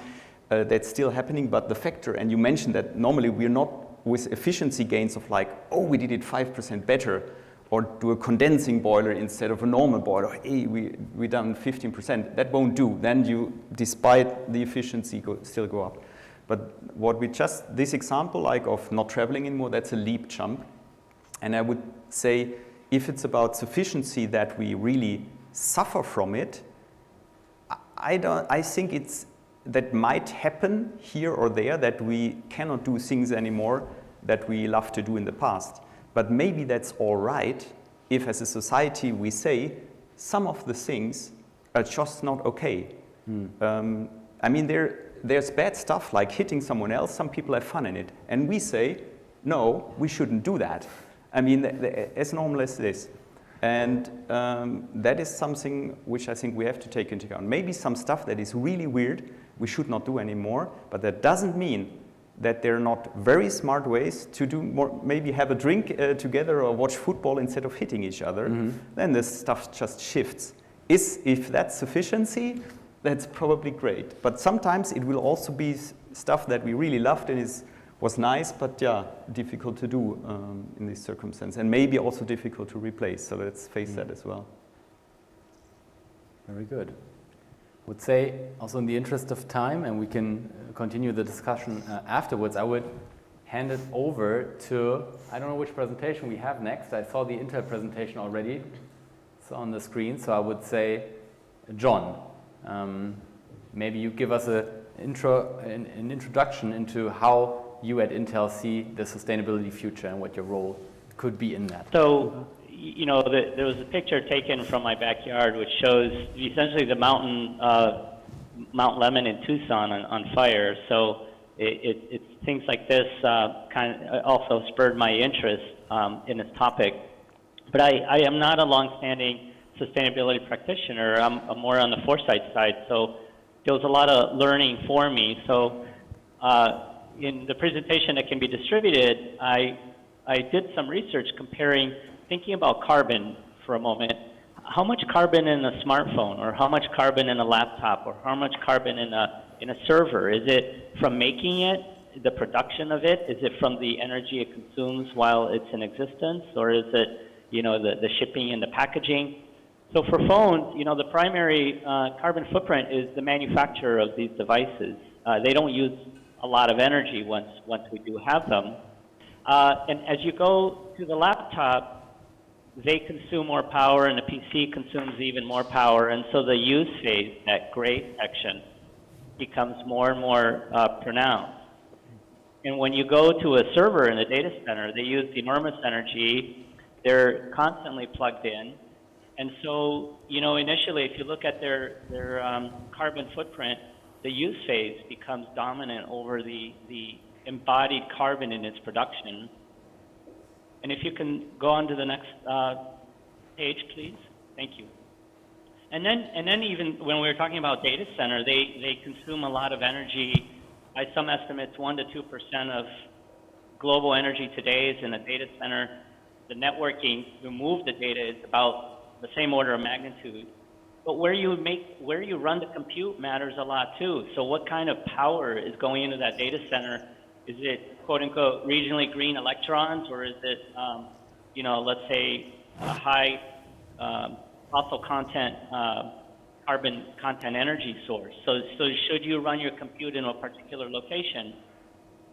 And then on the right, there was another topic we started looking at, which is, as we add more renewable energy, the more we add, the harder it gets to integrate, because it's variable power. It's there when the sun shines and the wind blows, and then it goes away. And as was mentioned earlier, data centers need predictable power. But there are some class of workloads that you could run a little earlier or run a little later. So can you, congestion pricing, so can you run some workloads at 10 a.m. when it's sunny? And this can apply to everything. Could your refrigerator make extra ice cubes at 10 in the morning and relax at 5 p.m.? And in a way, the refrigerator is acting like a virtual battery to the energy grid. So think about all the devices in our life. Can they be carbon aware and can they be adaptive is the question we've been talking about. If we can go one more slide, please. But what's happening is the largest hyperscalers are also making enormous investments in renewable energy, putting data centers where it's sunny and windy, or hydroelectric. Heat reuse is starting to take off. So increasingly, we see perhaps a line of sight on shrinking down that use phase, because it's okay to use solar energy. That shifts it then to the supply chain, which is what's the carbon in all the equipment inside the data center. You know, these servers have a shelf life 4 to 8 years, and then they get retired. Where do they go? So on page 7, if we can go one more, please.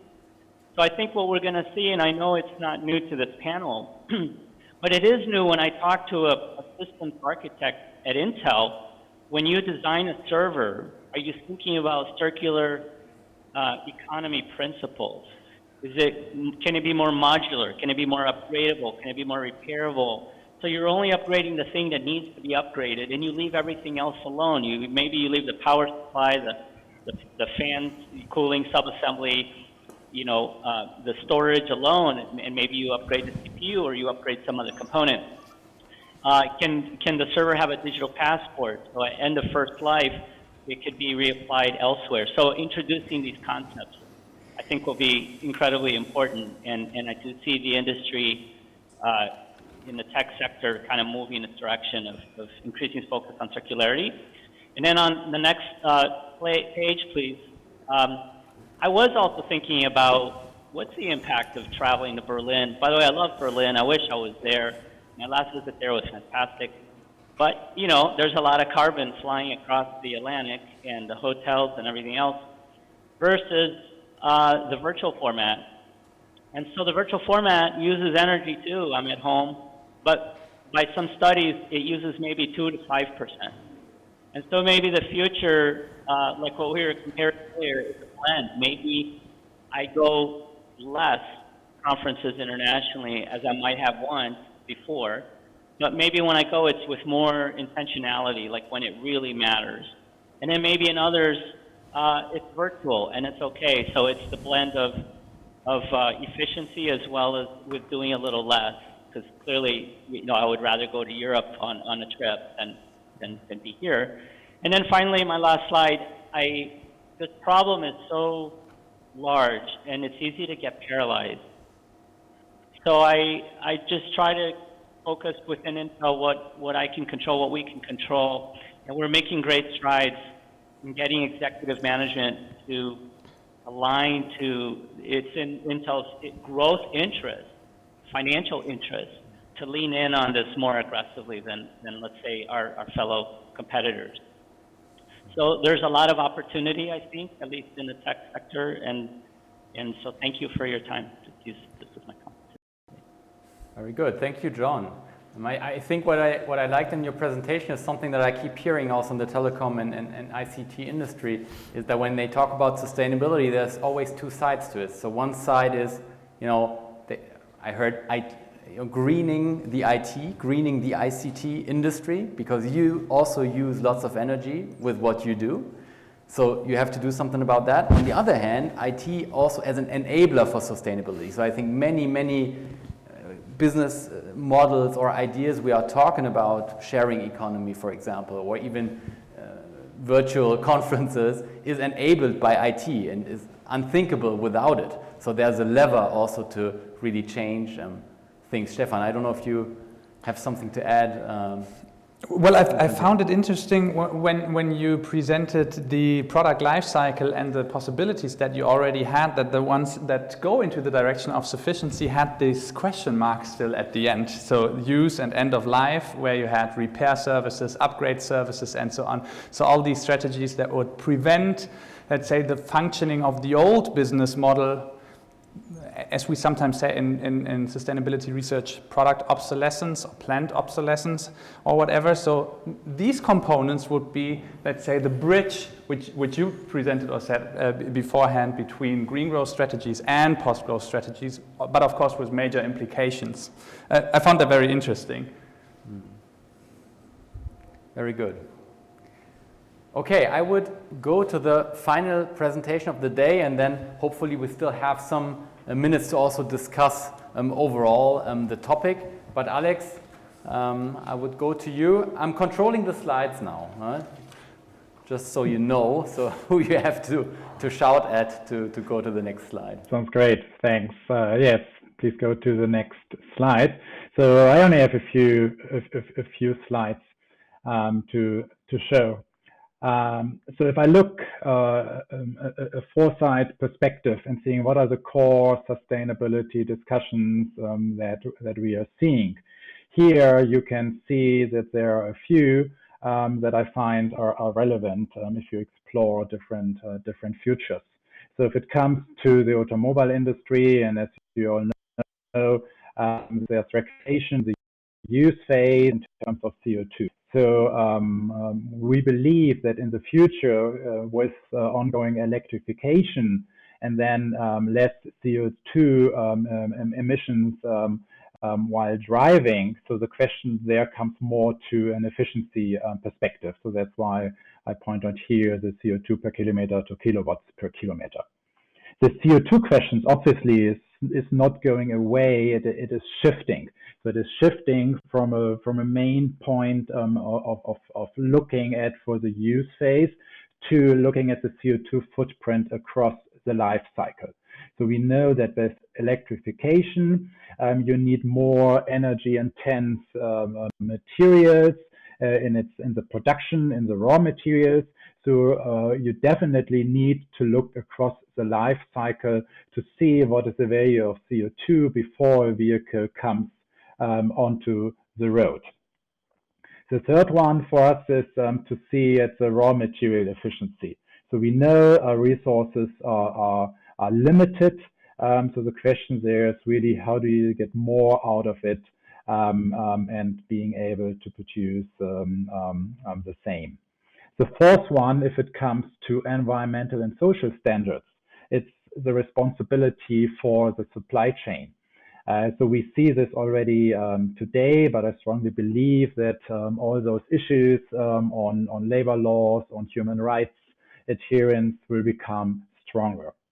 So the solutions area here on the right are looking at the drive technology, are looking at electricity, are looking at circular economy, ESG standards. So what we have seen in the presentation before, yes, it's building on what you call the better on the efficiency part, as well as on the different on circular economy, and happy to discuss later on the sufficiency piece on the long-lasting products, on the repair and reuse. If you go to the next slide, there's one where I would like to show how we at BMW Group are following the green growth dimension. So we committed to the business ambition for keeping global temperature below 1.5 degrees Celsius just recently, a month ago, when here in Munich at the International Motor Show, mobility was here. So we are partnering with the United Nations Race to Zero, and we have submitted the targets across our life cycle to the Science Based Targets Initiative. So it's an international initiative where companies can get their CO2 reduction targets validated. And here what you see in the center of the slide is that we have committed to reduce life cycle emissions by at least 40% up to 2030 compared to the baseline of 2019. We have then looked into the different pieces, so the supply chain, production and use phase, and you can see here the numbers. If it comes to our own operations and production, so we start from a very efficient production network, and we are taking this even further because we strongly believe that we need to demonstrate walking the talk from what we're doing in our production network of more than 30 production sites worldwide. So we are going from a very efficient baseline to go for another minus 80% to reducing CO2 emission. If we go to the supply chain, we know, as said before, that emissions are getting, there are more and more emissions getting into the supply chain. And if we would do business, continue business as usual, so if currently in a vehicle that comes up on the road, there are around 10 tons of CO2 in the vehicles on average before it hits the road. So if we would continue doing business as usual, so this would go up by a third by 2030. So we have set the target to not just trying to stay at 10 tons, but reducing it to around 8 tons by 2030. The use phase, if we look at the complete well-to-wheel emissions, so this is also the well-to-tank, so also the energy. This is used to fuel the cars. So either the petrol or the electricity if it comes to battery electric vehicles, as well as then the use phase, so the tank to wheel emissions. So we have set here a target of -50. So these for us are very ambitious targets. With those, we are on the road to fulfill the ambitions of a 1.5 degrees world and getting to climate neutrality by 2050. We strongly invest into the electrification of our vehicles. By 2030, you will see that there are 10 million electric vehicles from BMW on the road. So that's our ambition, and that the sales are 50% of the sales are coming from purely battery electric vehicles in 2030. One dimension which leads us then to the different piece, although probably the renewable energy piece, as pointed out before, is already in this one here. But now looking at the circular economy, so we currently use around 30% of recycled materials in our vehicles, and we want to increase the share of secondary materials as soon as possible to up to 50%, depending on availability, on quality and price, obviously.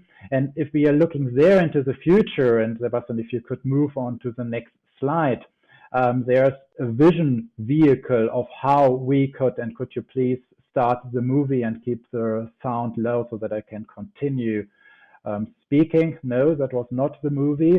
So on the third slide, there should come up a movie here where you can see how we know that's the next slide. Probably I also need to continue talking. So if the movie is not able to be displayed, then just stay at the slide, which is a pity. Ah, now we have it, yes. So we just recently presented at the IAA Mobility here in Munich our vision vehicle for circularity, so a vehicle which is using 100% recycled materials and which can also be 100% recycled at the end of its lifetime. So it is built very much on monomaterials, on recycled monomaterials. So you see here the aluminium is 100% recycled aluminium. And if you then go into the interior of the vehicle, so you find all monomaterials here, so you don't find any leather seats anymore. So it is all built to, again, to deconstruct in a way so that it can be recycled. So there are no materials where you use glues or other materials where it is really hard to take them out. So on this slide now, you find a few of the illustrations of the different materials, as well as from the exterior, as well as from the interior. And this is where we will go even further now to see how such a vision of a fully recyclable car and using fully recycled material can come to life. This will definitely support us in reaching our sustainability ambitions of keeping or doing our part of keeping the world temperature below 1.5 degrees, but at the same time allowing our customers to stay mobile and to do this in a progressive luxury way. Thanks a lot. Handing back over to you, Sebastian.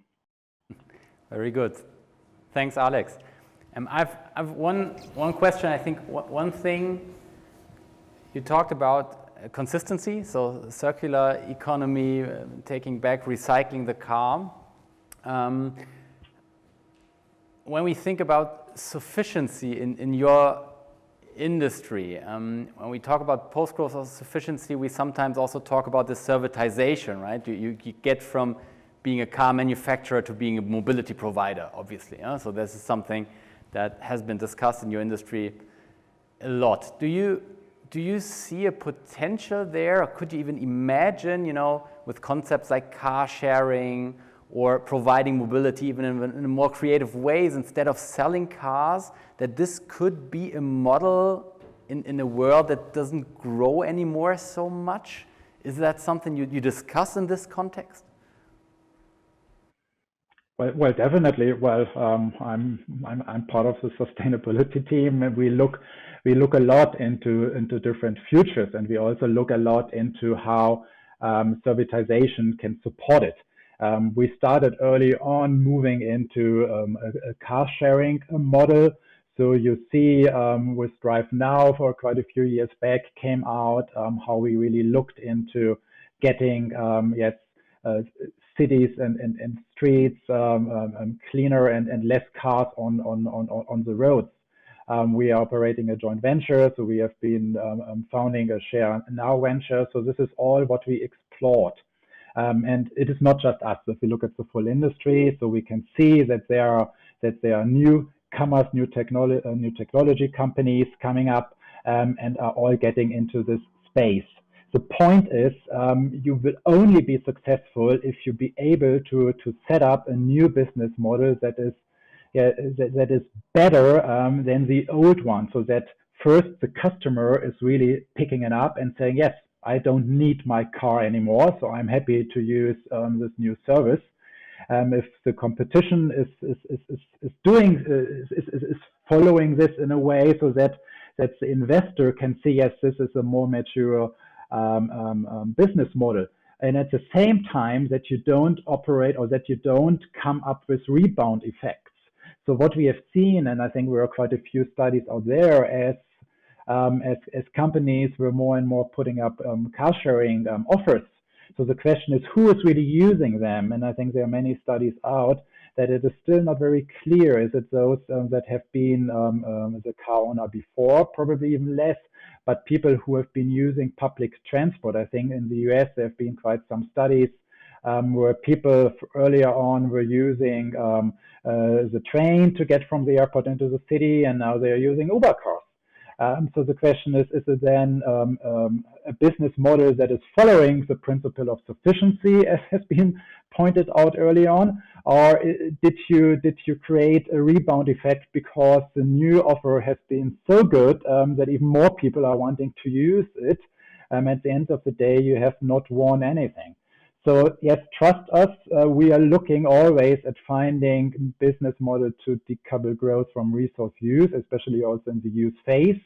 Looking at how in our industry, it's not a fast-moving consumer good, so it's already that cars are on the road for 10, 15 years, and that on the second-hand markets in terms of repair and reuse, there's already quite a lot happening. As one example, we have also founded a joint venture with Alba on Anchory, so where we look at how we can reuse and repair our products so that the life cycle even gets longer. But if you do the math and if you look at how companies are incentivized these days and what customers want, I must say that what we have seen early on in the presentation, I think it was on the right, there was a red written of saying, okay, how can business models, successful business model look like in a sufficiency world? Very good. Anything to add from the panel? Anything you have in mind when you see that? I saw a sufficiency element at the model car, the IAA, because I mean the car is much smaller. That's already one part, so a combination of consistency and sufficiency, maybe at least. But I think there's one thing that is interesting of this last statement, a successful post-growth business model. And I think we have to ask ourselves, what does successful mean then? What does it really mean? That people use it, that it has this environmental, let's say, positive or restorative effect? Well, that we earn a lot of money with it, that we create economic growth on the societal level. So I think that is also a challenging component. So recreating the narrative of success. Yeah. Mm-hmm. Okay.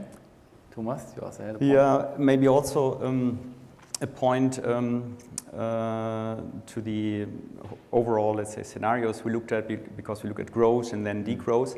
And we could even push it a bit further, at least in the energy field. It's discussed a lot, where you could think about not doing things anymore, but you can also think whether you could undo things. And that's a bit the discussion that we have in the energy field with carbon capture and storage, with CDR, so carbon dioxide removals actually. And it's clear, let's say, all the IPCC and all the like, they're telling we need these negative emissions to really undo stuff and so on. On the other hand, it's a bit like if you're doing a diet and you eat French fries and then you do sports. And all of us know that might be okay-ish, but the real good thing would be, and that links to the panel we had before, to have a real good diet and do sports. And I think these are all questions which we really have to dig into, and it's not yet in people's mind. And I think that's a lot where we need, what I mentioned before, this flexibility and even CCS or carbon capture and storage or removal can be a big business. So undoing things in an extreme to a sufficiency can be a business. I mean, how cool is that, you would say? So I would say as long as we have creativity and the target is always clear, we must not go away from that. I think there's a lot of things we can do to make customers happier. So, but it will not be easy. I mean, it will not be an easy game, but there are solutions, I think. Okay, very good. We are already almost at the end of time. I'm taking the 5 minutes that we didn't have at the beginning for a final round, because that one I would really want to do. Final round, final statement, and the question would be, is there a key learning from today's discussion? Is there something you heard that will stick with you when you leave this place today or shut down the computer? Let's start with John. What's your key takeaway today? In the conversation today, the framing and the choice of efficiency versus giving up on some things, I thought was really interesting. And so I think that's something I'm going to think more deeply about. I really appreciated the concept car, the BMW, really showcasing circularity maybe at its best, you know, and maybe I would trade my old BMW, which is 15 years old, for this one once it becomes available. Okay. But so I thought that was interesting too. Thank you for sharing that. Great, so key learning, and Alex gained a new customer. That's also great. Very good. Alex, what's your key learning today? Well, when this book from Tim Jackson came out, Prosperity Without Growth, so I thought, wow, this is a vision that somehow needs to get into reality. So now we are in 2021. So we need to deal with the customers, with the investors, with the regulations, with the companies, with the consumers that we do have, and I don't find evidence. So for me, it is we need to accelerate the race to zero through green growth. So we need to find, even more and better ways to get to a renewable energy future, to really maximize circular economy. And work this way, because otherwise, well, we all need to go in now to be able to have emissions by 2030, which is needed to keep temperature rise below 1.5 degrees. Thank you. Okay, very good. Thank you. Thomas, what's your key takeaway today?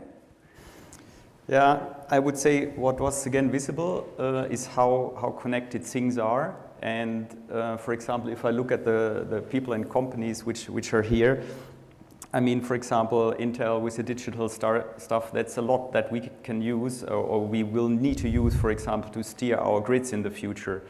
For example, if you want to predict how the electricity demand and supply goes up and down, you better have good AI, you have good computing power and so on. So also when we look at mobility, I mean, when we just think of electric charging or any stuff around that. So even if you just more or less randomly, at least, I mean, you compiled the very nice, the setting here, but you run into people and you need to think about 3-4 seconds and you find things that you should do together in the future very fast to get there. And that's here again the case also with the research side. So I think start is there. Let's do something. Very good. Stefan? I think I have 2 points. The first one was really your statement, Thomas, system change. System change, or the new system, is not the problem, but the change to the system. So that is something that I take with me. And on the meta level, well, I think it's good to discuss these topics, to discuss the foundations of our understanding. And I think this was possible today, industry cross-wide. So that is very cool, because until this very moment, I had most of my post-growth discussions with companies that claim to be, well, B Corps, benefit corporations, social organizations, and so on. So it's nice to have these discussions in, let's say, the traditional economy, and it works, and we find some ideas, so that's nice. Very interesting. Thank you very much. I can just reflect on this. Also, the statement, I liked it a lot. Also, from a Foresight perspective, so the profession that we practice, the system is not the problem, but the way to get there. So we can lay out scenarios. I think that's good. It's good for people to create a common vision, but then you also need to work on how to get there. But probably it gets easier when this concrete vision of the future is also clear. So this is probably why the discussions and creating these scenarios also help. So thanks a lot. Thank you very much for participating in this panel. It was very exciting, interesting, and also to work with you before the panel, actually, to have the discussions. And I really hope that we can continue that discussion at some point, and let's see how it looks like in 2 or 3 or 5 years from now, whether we still have that discussion and whether it turned differently, maybe. No? So thanks a lot. Thanks to the audience also for participating. And yeah, have a great day also with session 3 in 10 minutes, I believe.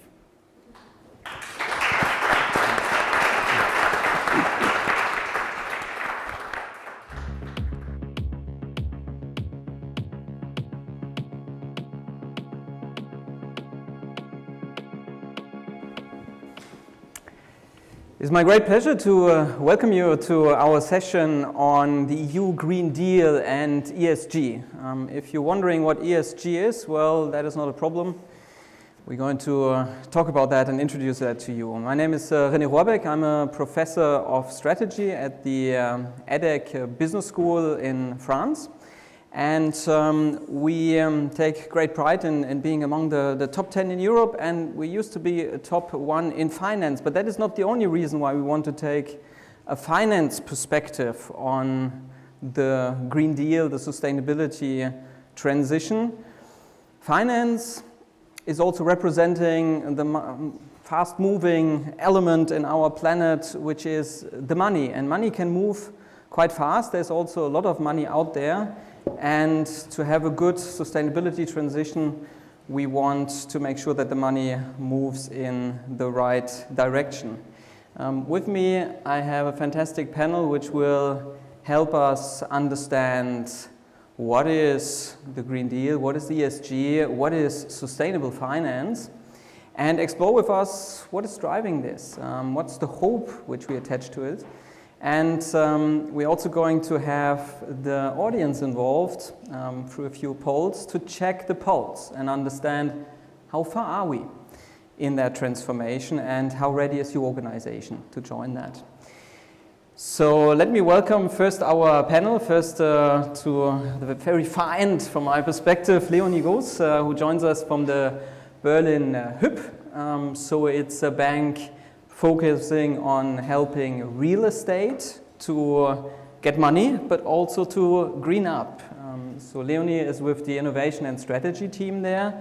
And we invited the Berlin HÜP in particular because they've been very early in getting green bonds out in 2014. So they've been 15, yeah, well, I'm always very optimistic about the ability of people to be fast, but that is in any case also very fast and well ahead of many others. What I will ask Leonie about later on is to which extent do banks now fulfill potentially a dual role of not only implementing standards, getting money and maybe green investment money to the businesses which can use that, but to which extent do you also now need to help these clients of yours to understand all this and to be smart about their own sustainability transition. Next one will be my colleague, and it's very remarkable for academics to be in the same panel if you're a management scholar and a finance scholar. Normally we are in big fights with each other, but that also shows that we want to help the sustainability transformation together. I'm very happy for Gianfranco to be with us today. He is a professor of finance, and one can say he is also a researcher in sustainable finance. How long has it been possible to be a researcher on sustainable finance, Gianfranco? 3 or 4 years. Right. So the good thing is it is there, and the good thing is also that even a very traditional space in our economy, which finance still is, heavily regulated, is showing to be very innovative. Gianfranco will also introduce in a minute a little bit more the key concepts which we want to deal with. And I'm extremely pleased to have also a private equity eye on the sustainability transformation with Stefanie Hubert, which joins us from Alto Equity Partners, which is a Swedish company. You, however, based in Denmark. Yeah. That is something which connects us. I have been also had the joy of living almost 10 years in Denmark and still have a good relation with a lot of colleagues there, and there's probably also some interesting cultural differences between countries in Europe and countries around the world, which we can discuss in that context. You have a number of other keen eyes actually on what we discuss here today. You've been a top management consultant for many years of your life. And then you decided also to join the Ellen MacArthur Foundation, and for everyone who doesn't know the Ellen MacArthur Foundation, which can't be that many people, it is really the thought leader and also the change agent for circular economy. So that's very remarkable. So you took a very personal step to make transformation happen. And with you, I will want to maybe bring up this bit provocative term again, is the investment community still in the process of greenwashing, or are we actually going much beyond? So this is some questions we look forward to answer here together. We have also a fourth element here on our panel, and that is you out there in our live feed. I checked before how many of you are there, so we have some 700 people around the world. I then checked also for nationality, or at least from the ones which showed from where they are, which was not a requirement, but I found some 40 nationalities. Then I started to map them on continents, and I found out we have 6 out of 7 continents with us today. Antarctica is absent, but then there's also not that many of you out there, and you can watch some of the recording. But I think for me that emphasizes also the global perspective on it, the global coming together on this. Sustainability is not something you can solve if you're just Denmark and you solve it for your country.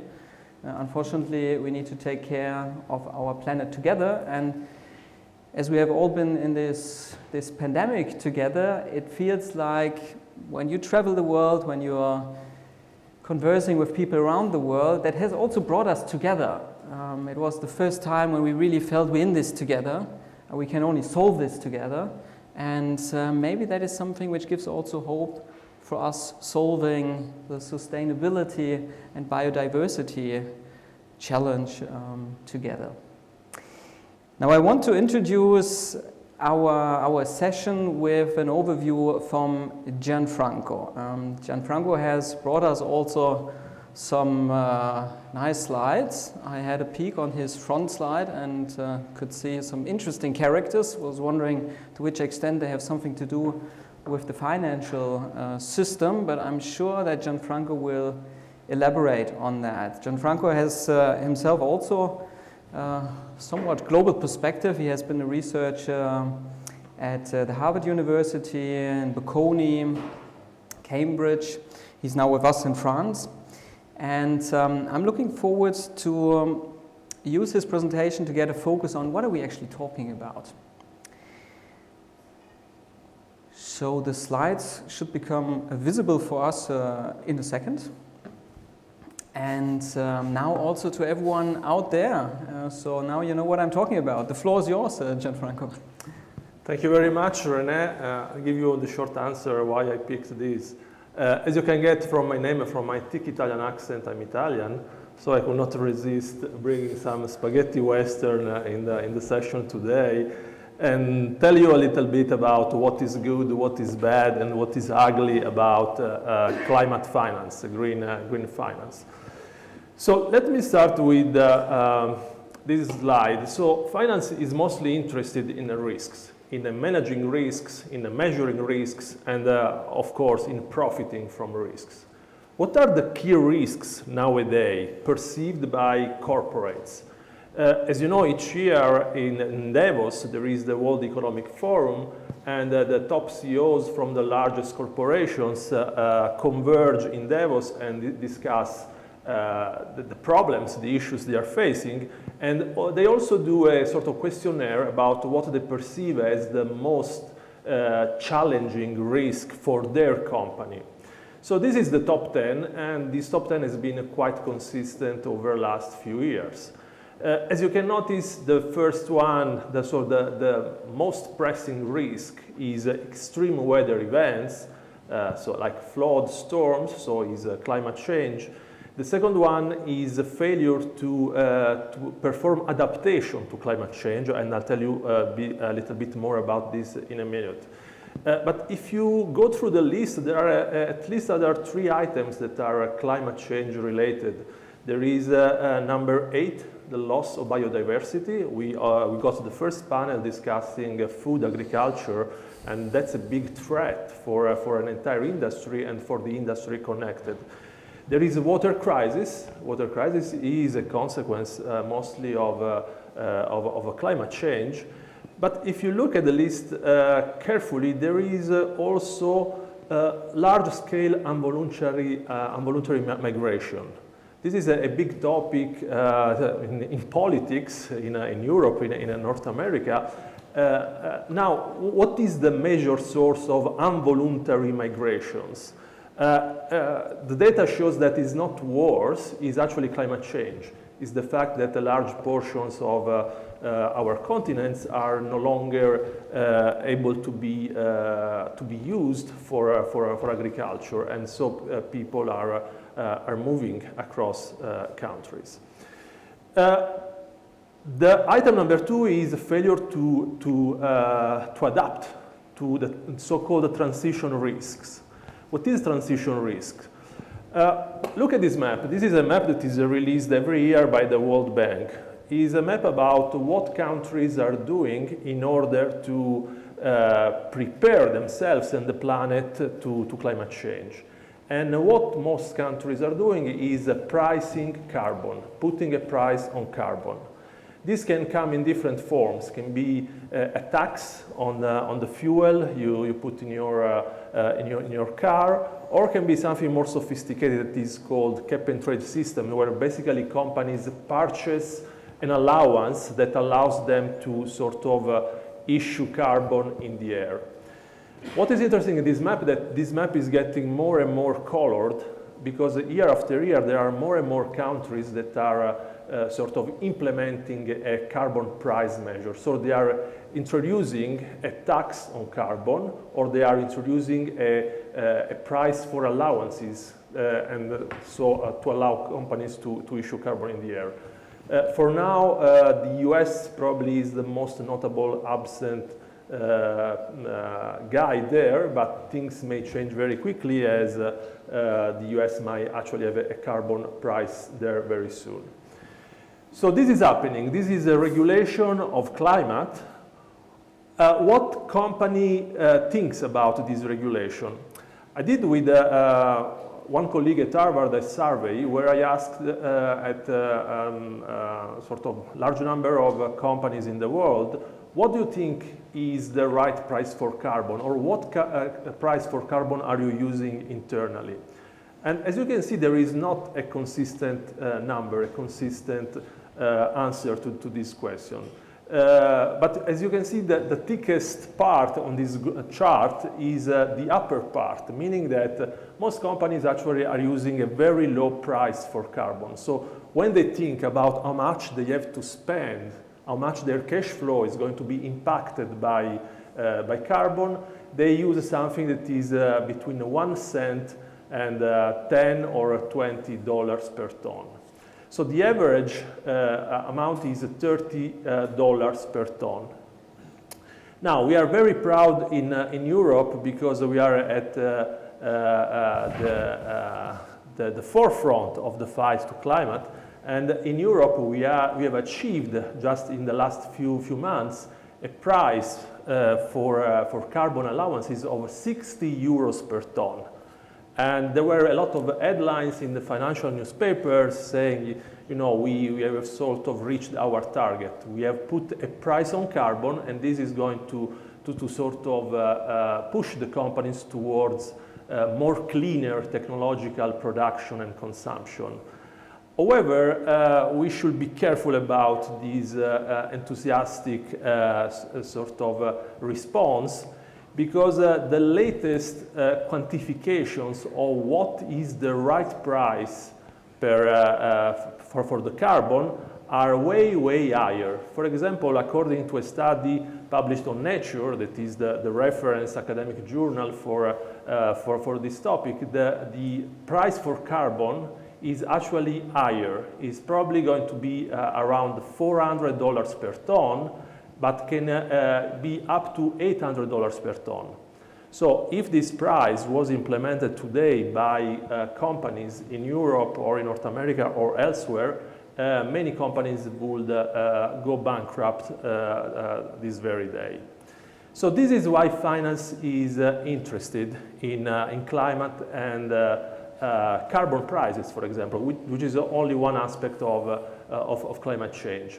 How carbon risk, carbon price can affect the solvency, the ability of the company to pay its debt and to pay the shareholders.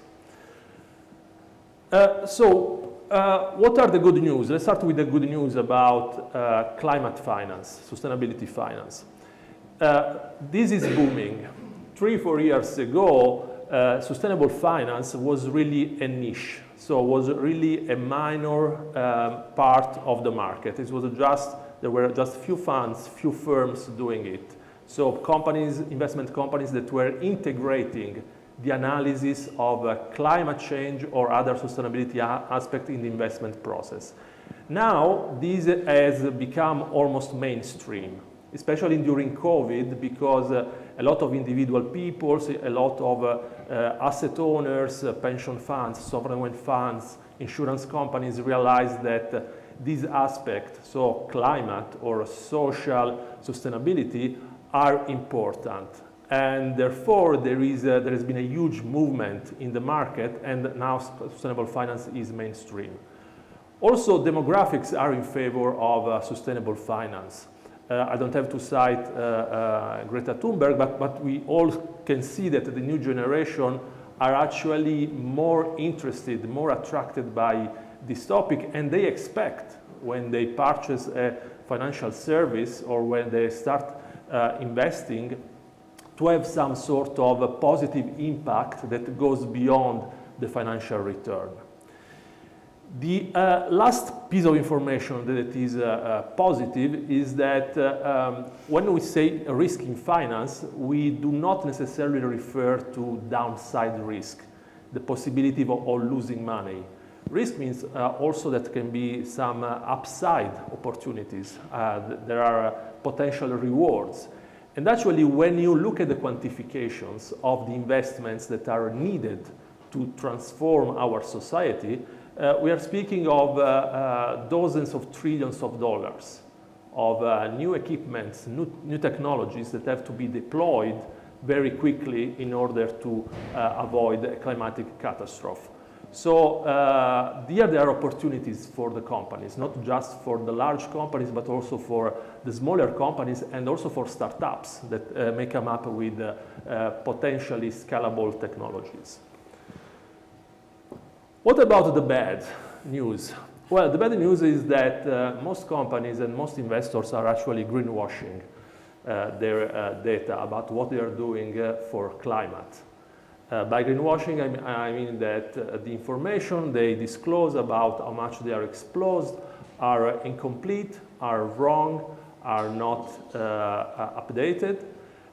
This is easy for them, for both companies and investors, because the information about climate footprint is self-reported mostly.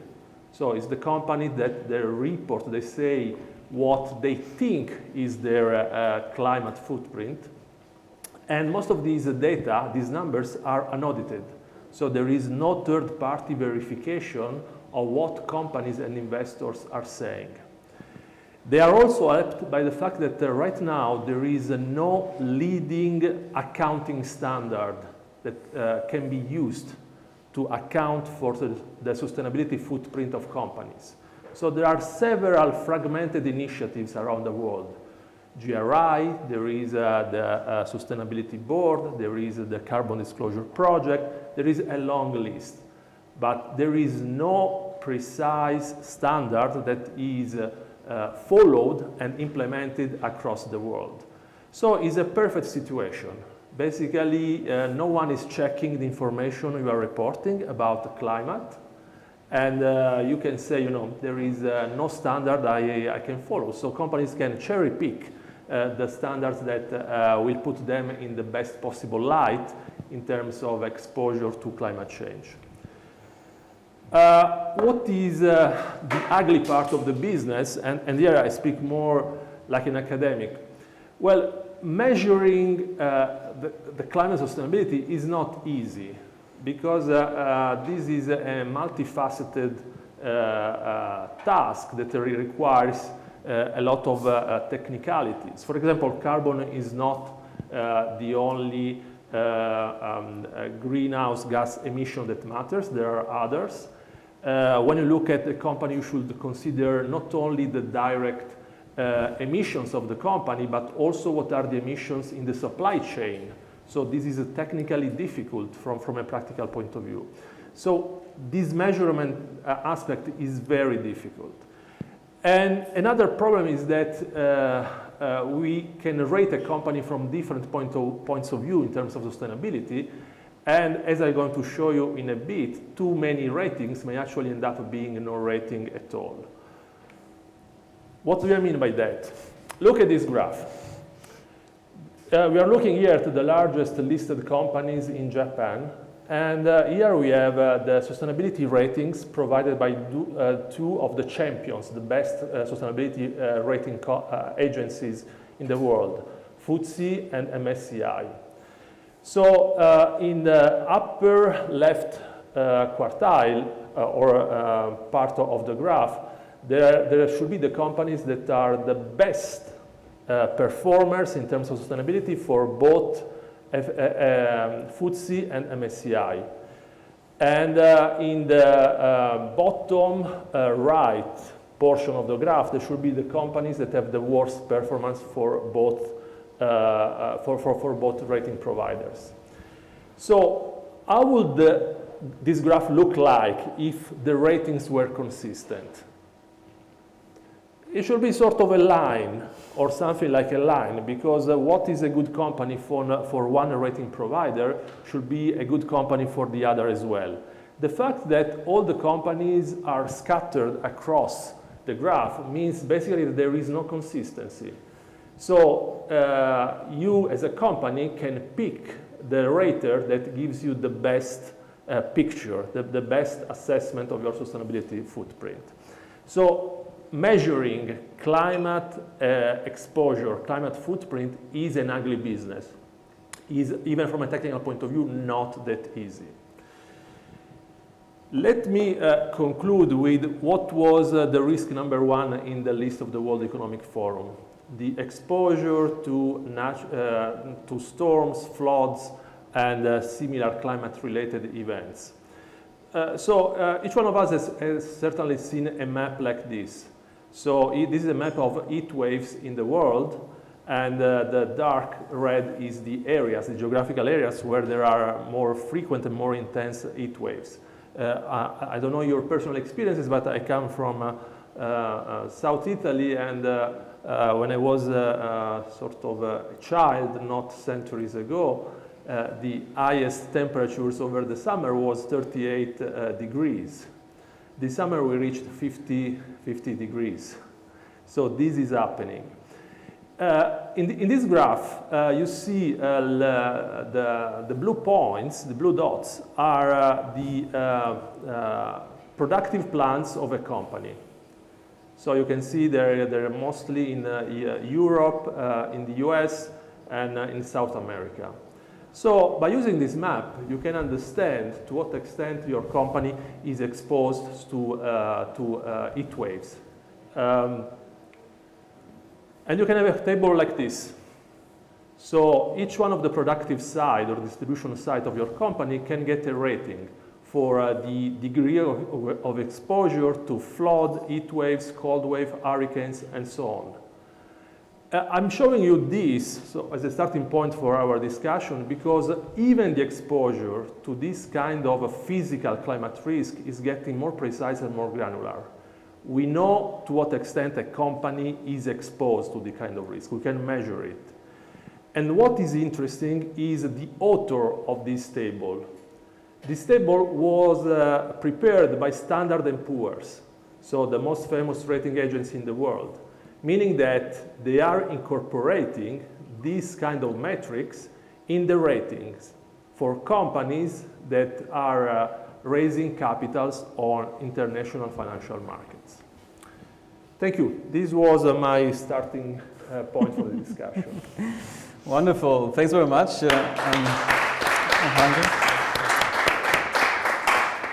So there's many takeaways from this. I'd like to take the first discussion around transparency. We had this discussion earlier, also today. The first question you raised already with the ratings, we'll come back to this. But let us start with the basics. So a couple of years ago, I didn't know what ESG would mean as an acronym. Luckily, we have somebody who carries it even in the title. So Stephanie is the head of ESG at a private equity firm. So maybe you start by explaining what is this acronym meaning and why do we need it? I think it's a very fair question, and also the idea of having an acronym in the title is clearly not a good one. To quote one of the CEOs in our portfolio, kind of when we had the first meeting, he admitted at the end of it that his first thought, kind of when we met, was kind of what the F is ESG. So I think it's worthwhile going into that, and I think the important thing is really that it is quite a multifaceted topic. So it's really a lot of dimensions that it entails. And that ranges from kind of the environmental topics covering climate, as we spoke about a lot, but also circular resource use, water management, biodiversity, land use, pollution, etc. Then there's a whole bucket of social topics, kind of where one would touch up on kind of the employee development, fair labor practices, diversity, and so on and so forth. And then kind of there's governance, kind of where we would go into anti-bribery, anti-corruption, and topics like those, data privacy. So to start with, kind of it's a whole bunch of topics, and I think that's also why it's sometimes so challenging to manage and to measure, because it's not that you can easily put it into one score or one performance indicator, and that's, I think, why kind of when we work with ESG, kind of one of the first conversations that we have is materiality.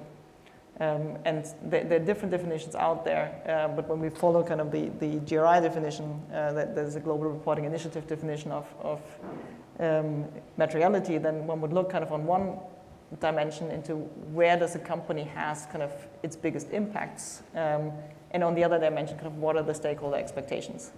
Mm-hmm. And that helps kind of to prioritize kind of among that very long list of potential kind of performance metrics to the ones kind of where it's really worthwhile for a company kind of to focus efforts on. Mm-hmm. So there is a measurement tool out there which would help us to raise transparency. The question can also be asked, well, why bother?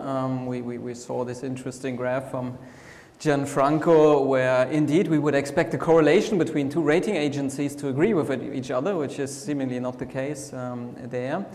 Of course, as management scholars, we deal with frameworks which allow us to see something and then drive behavior. So ultimately, it's about changing behavior. And when we now reflect on the measurement, I mean, one can also do that on a personal level. I also know that one should sleep every day, at least 8 hours, exercise, eat good food, as we learned earlier today, maybe also eat food which has a bigger variety than steak frites. But ultimately we might still find it hard to change this type of behavior.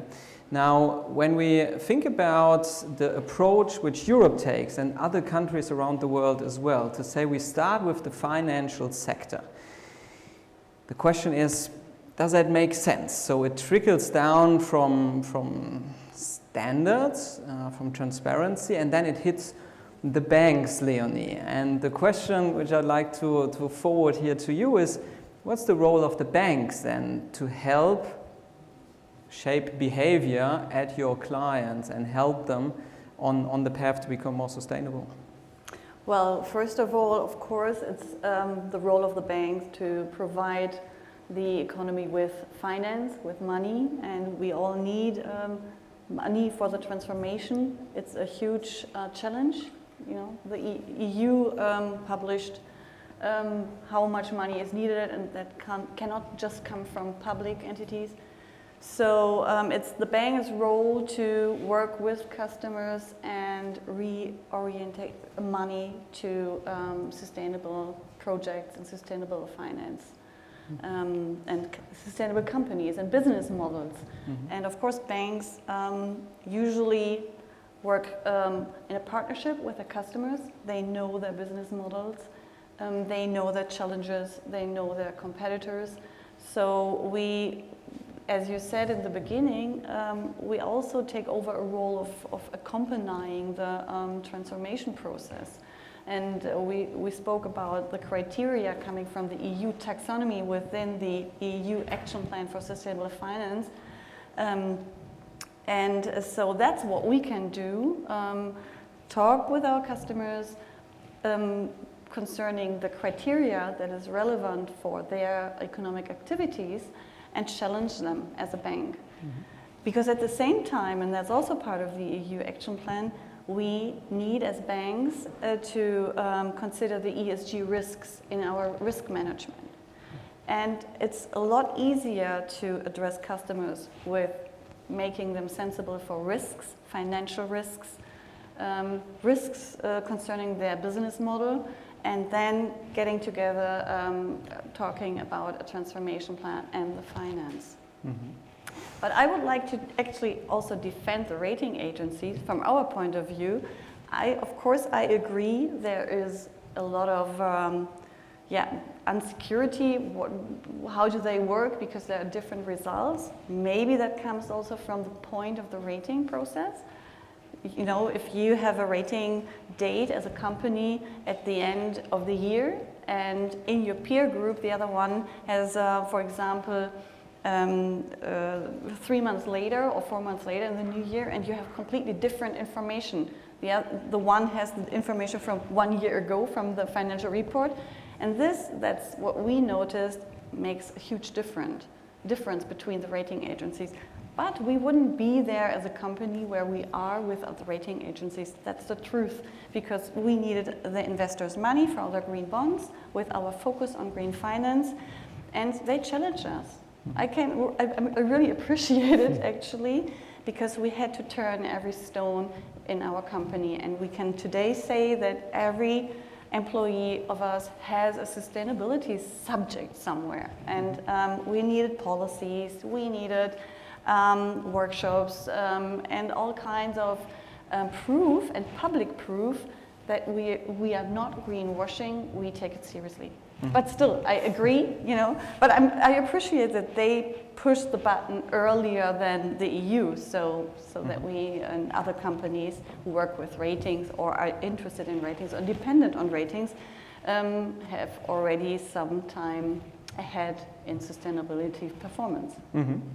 I think I like this notion of saying, well, you actually do need help, and I think many who would listen to us, who are here in the room, who are out there in the virtual space listening to us, are probably also wondering, you know, how do I get started? I think many are motivated. I was surprised just 3 weeks ago, we're running currently a big project with many different companies from the building sector across the value chain actually, and discuss how can this industry change, and we heard earlier that globally some 38% of CO2 emissions are attached to buildings. And I was surprised that all these companies, they entered the room with that being a given in their organization, that sustainability is something which needs to be managed actively, so that creates a lot of hope. it's a bit like what I would like to link it to, like an athlete who says, I want to get better, I want to compete at regional level and at national level, etc. And I need a coach. I need somebody who creates transparency about how good I am already, who then helps me to improve at the elements which matter most first, maybe. We also heard the question of low-hanging fruits, etc. Who is that coach? Is that then you in your function as a private equity firm, and maybe you as you function as an ESG head in private equity? Is it rating agencies? Where's my coach if I'm an organization who wants to do more? I mean, that obviously depends very much kind of the context that you're in, whether it's the private equity investor, kind of if you are a private equity invested company, or kind of whether you turn to other sources. Right? But I think to me, kind of what it comes down to initially is I think an awareness of that this is not kind of pure risk management.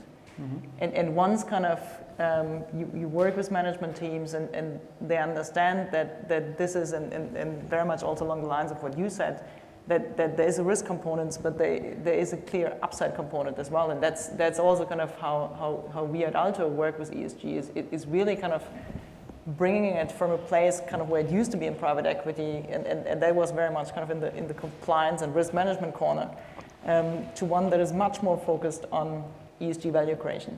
Mm-hmm. So I think it's really about understanding ESG as a new innovation playbook, mm-hmm. And then thinking about kind of for our company, mm-hmm. what's in it for us? How can we benefit from those ESG tailwinds? Mm-hmm. And when you look at it from a company perspective, it's really kind of why would you act on it? And that is because you really have the perfect storm, because the stakeholders that you care about care.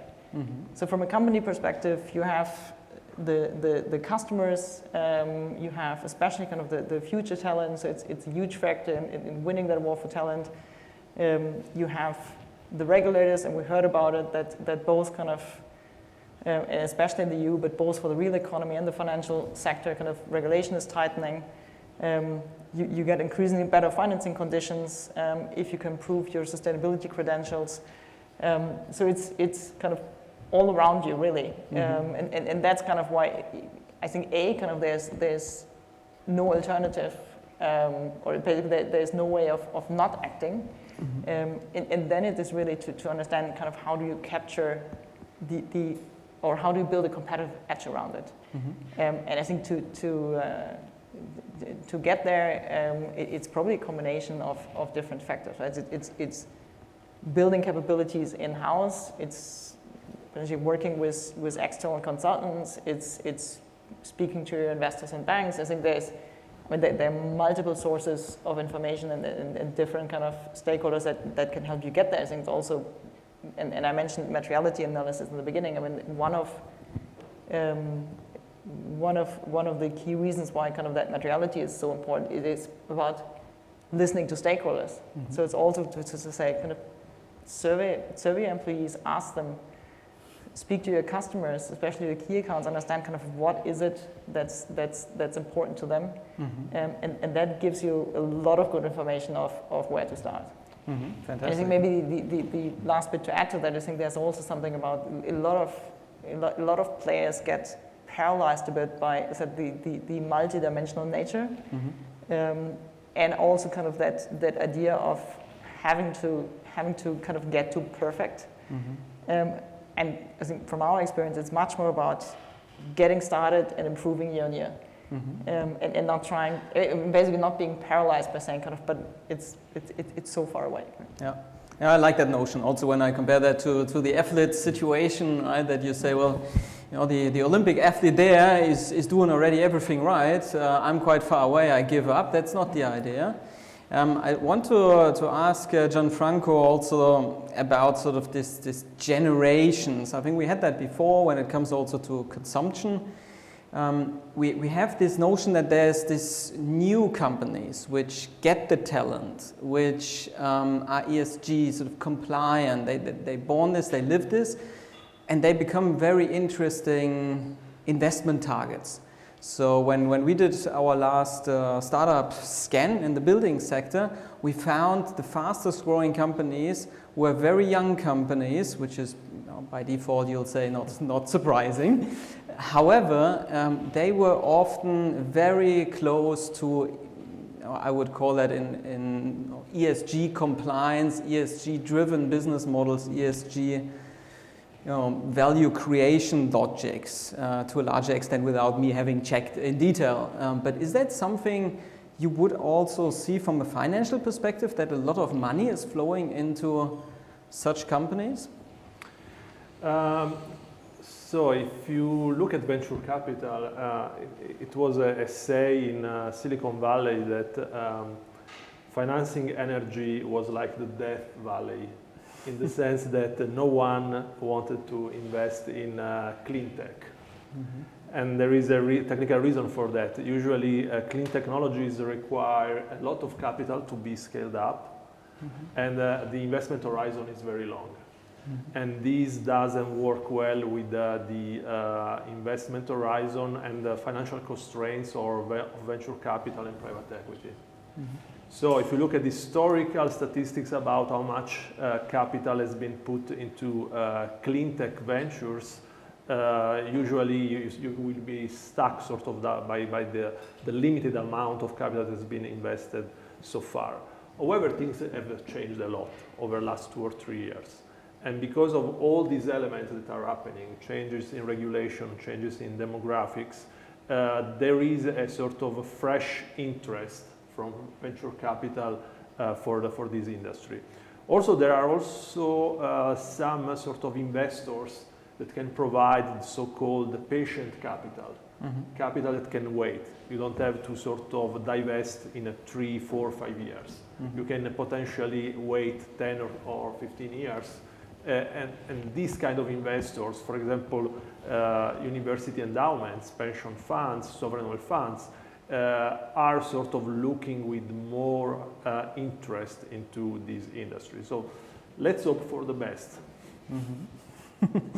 Yeah, I'm also quite amazed. We're probably not the best panel to discuss this, but this war for talent and this notion of the young people, they don't even listen to us anymore, is something which I see on a daily basis. I think before we got a story shared by, I think it was Francois PT, who said, I'm starting to have interviews where I'm getting interviewed by young people and saying, what are you doing about climate change? What are you doing to make your company more sustainable?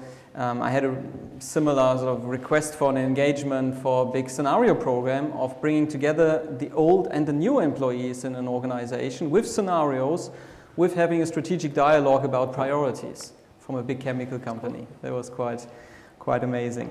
I'm going to turn the mic, so to speak, over to our audience online in a minute, because I want to ask them a question which was inspired actually by what Stephanie said in our talk ahead of this session here today, where you asked the question, well, when will we stop having a business strategy and a sustainable strategy side by side, which is maybe a nice term, maybe it's also not quite the same level, maybe it's not quite the same teams, maybe it's not quite the same resources which go into the two. And when are we going to have a business strategy which incorporates all aspects, including ESG aspects? And I found that question quite interesting and said, I would be really excited to ask that to the audience out there. There is a Mentimeter poll to help us in this. For people who are sitting here in the room, I can give the number in a minute, and you can actually type it when you go on your mobile phone and you go on mentimeter.com, and you can directly insert the number.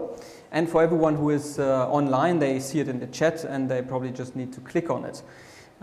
So the number is the 8105, and I'm going to repeat it in a minute also, 8105 for the fast movers, 7920.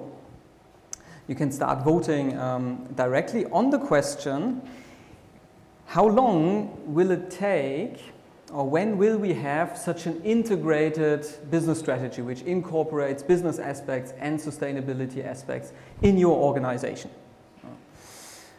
If you listen to us and you're a student and you say, I don't have an organization, then you can pick one and still answer to the question. Sorry? The university can be the organization. And that we don't want as a question. Yeah, no, that's an interesting as well. So if you're in that organization, that question equally applies. So I'm going to start looking at the results here as they come in. Before they come in, I actually, it's nasty because now the technology works so well that my speakers see it directly. I actually wanted to ask them, without looking at this, what would you expect to be the answer which is the most prominent one? There is already one, already now as an option. There's 1 to 3 years, so soonish. There's sort of midterm horizon, so maybe 5 till 10 years. And there's also the option never, which is a nasty one. To everyone, oh yeah, technology has taken away this chance for you to peak there. So if we start with Leonie, what would you expect as thanks so much, as a sort of most prominent answer? Which do you think will win? Is it the short term, the midterm? Is it now, or is it never? I would expect the short term, second. 1 to 3 years? Yeah. What about you, Gianfranco? I will sort of 3-5 years. All right. Finance speaking? Yeah. Okay. Stephanie? I would also be kind of short to midterm. Yeah. So more this 5 to 10-ish years. And there's quite some amazing results here actually coming up. So I can give them to you now. We see that is some 40-ish%, I would say, which say already now. My organization is doing this already now. The statistician would ask, well, control for not many things, firm size and so on. Yeah. Maybe there's some entrepreneurs with us in that space. 1 to 3 years is probably sort of another 30-ish%, and then there's some 10-ish, 15-ish% which say 5 to 10 years. And there's 0 nevers. I mean, that's already a really good news from this little survey. What one obviously would also say, maybe we have a bit of a selection bias, as we would call it. So people who join this conference, they might be not the average. They might be actually more inclined to already think about that. But when you look at that, is that a hopeful sign? How would you interpret that, Stephanie? I mean, I would think this is very encouraging. As you say, there's probably some bias in there. I can also say this is encouraging, but at the same time, probably also the more optimistic view. Having been in management consulting for several years around this topic, and now kind of working with our portfolio companies, I think it's something that is coming, and is a growing realization, kind of given that it is real business opportunities and that it is material risks for the company to manage. Kind of you can't have it running as a separate stream. But from my experience, there's also kind of still a significant number of companies out there, kind of where there is a business strategy and a sustainability strategy, or even kind of in kind of the old language kind of CSR strategy. And it takes some time to really kind of build the capabilities, build the awareness, and also translating ESG factors kind of into monetary terms to make sure kind of that it becomes one, and that you really have kind of one sustainable corporate strategy and not kind of those two in parallel. And one needs also a keen eye on the systemic nature of these two coming together. But it is something kind of that I'm really working on a daily basis, because that's exactly the idea. Kind of when you do full ESG integration, kind of in a private equity firm, kind of that you go from kind of the due diligence phase, identifying those factors, to kind of straight away kind of integrating them into the value creation planning, and making sure that is something that is in focus throughout your entire ownership period. Very good. Leonie, what do you think? Was that, I mean, you were also more on the positive side already before, that you said it is something which we see short-termish. Why do you think it has so much drive that this can happen already on the executive team level in 1 to 3 years? I just think the situation, the environment, the regulatory environment, I think most companies know that they have to change their business strategy, so they don't even start with separate strategies. Mm-hmm. You know, at this point, I think a few years ago, the answer would have been completely different. Mm-hmm. Most companies had sustainability strategies apart from the business strategy, Mm-hmm. but now that has changed.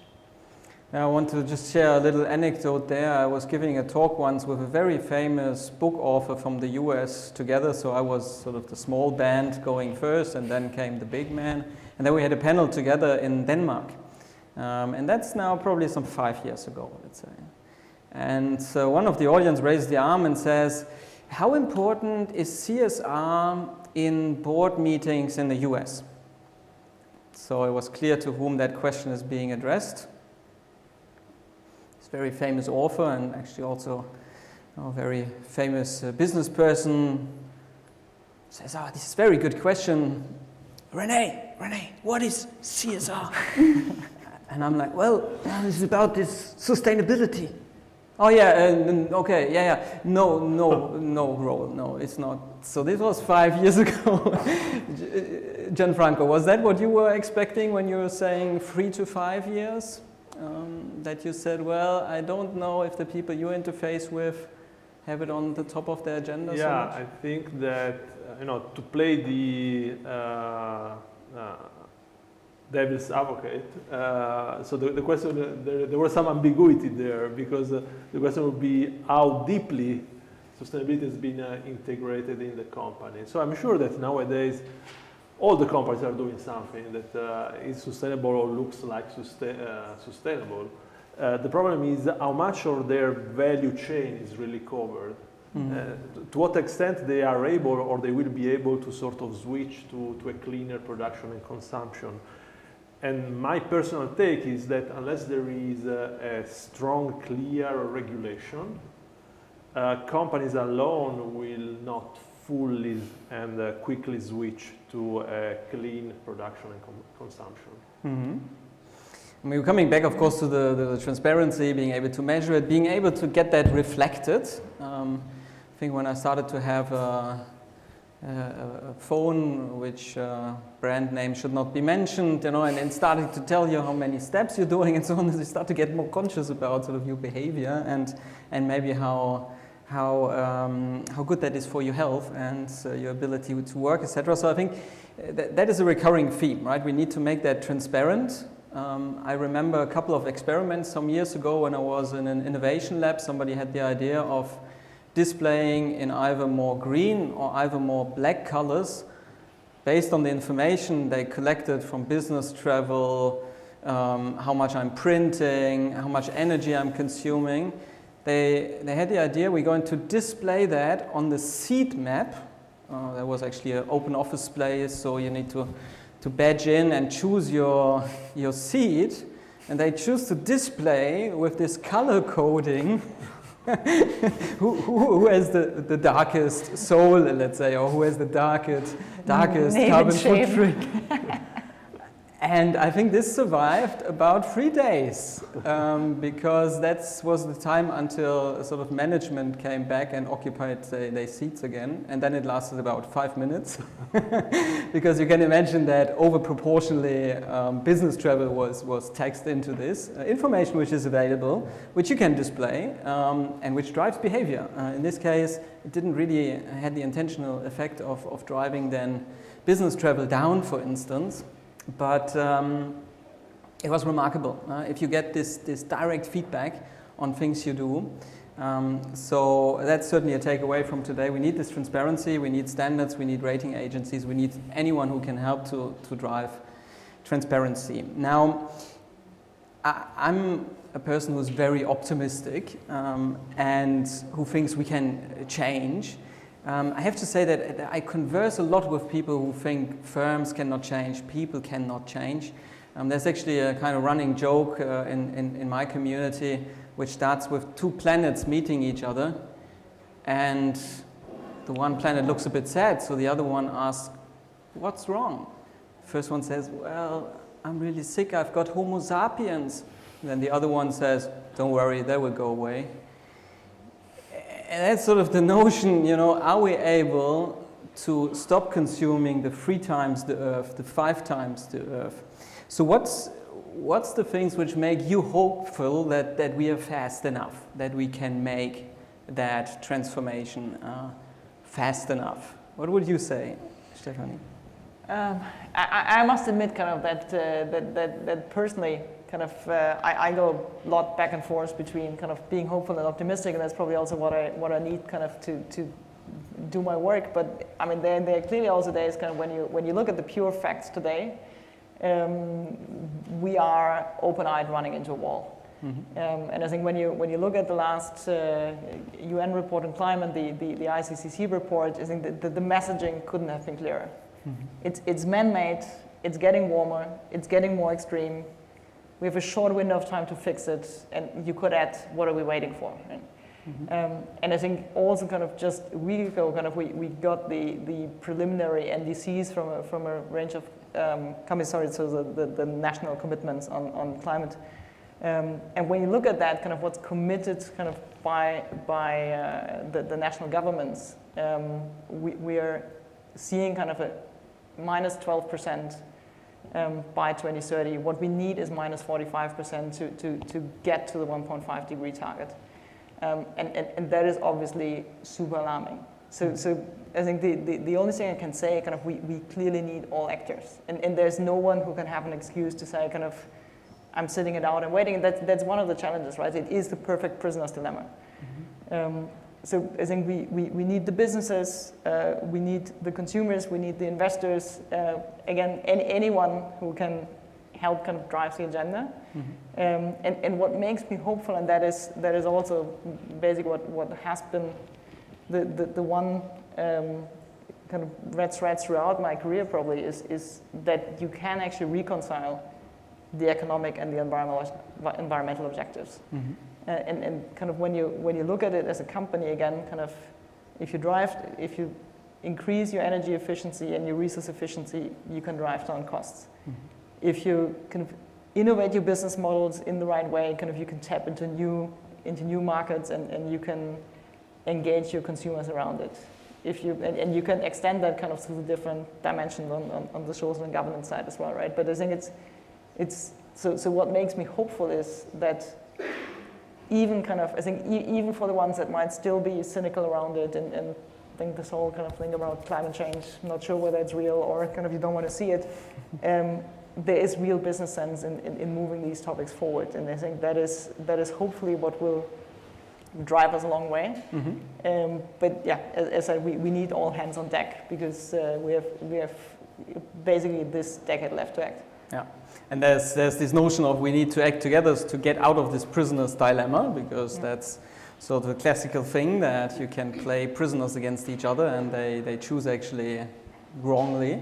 You can get out of it if they talk, right? And that's, I think, a clear notion. What about indicators? Finance loves indicators. What kind of indicators do you think we need in order to drive behavior in investing? So I think that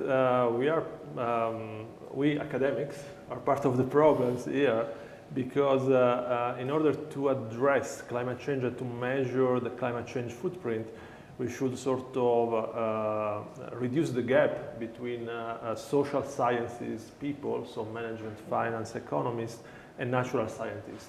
And this is something that we have not been able to do for a long time. This is part of our sort of profession, right? You just speak to your crowd and you don't reach out. Also, I think that interestingly, climate and in general sustainability also has some humanistic aspects. Because, for example, you have to put a price to natural capital or natural capital. Mm-hmm. What is the price and the ethical value of having a certain species on the planet? And many of us, for example, economists, are really reluctant to put a price on that. Mm-hmm. But putting a price would help. It would be a tool to help companies understand how much their cash flow is exposed to a certain risk. But it might be unethical for many. So I think the three branches, humanistic, scholars, social scientists, and natural scientists should find ways to collaborate and come up with some reliable metrics. We need a trusted model between us so that we trust what it tells us and then we trust to move forward together. That's an interesting thought.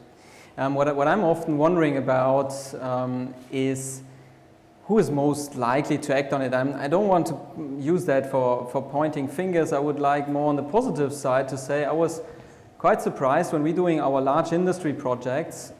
We don't select on any bias, I don't think. So we invite companies across the value chain to work with us on drivers of change, on scenarios, on what is the startup world doing, what is this leading to, what kind of paths are open for us.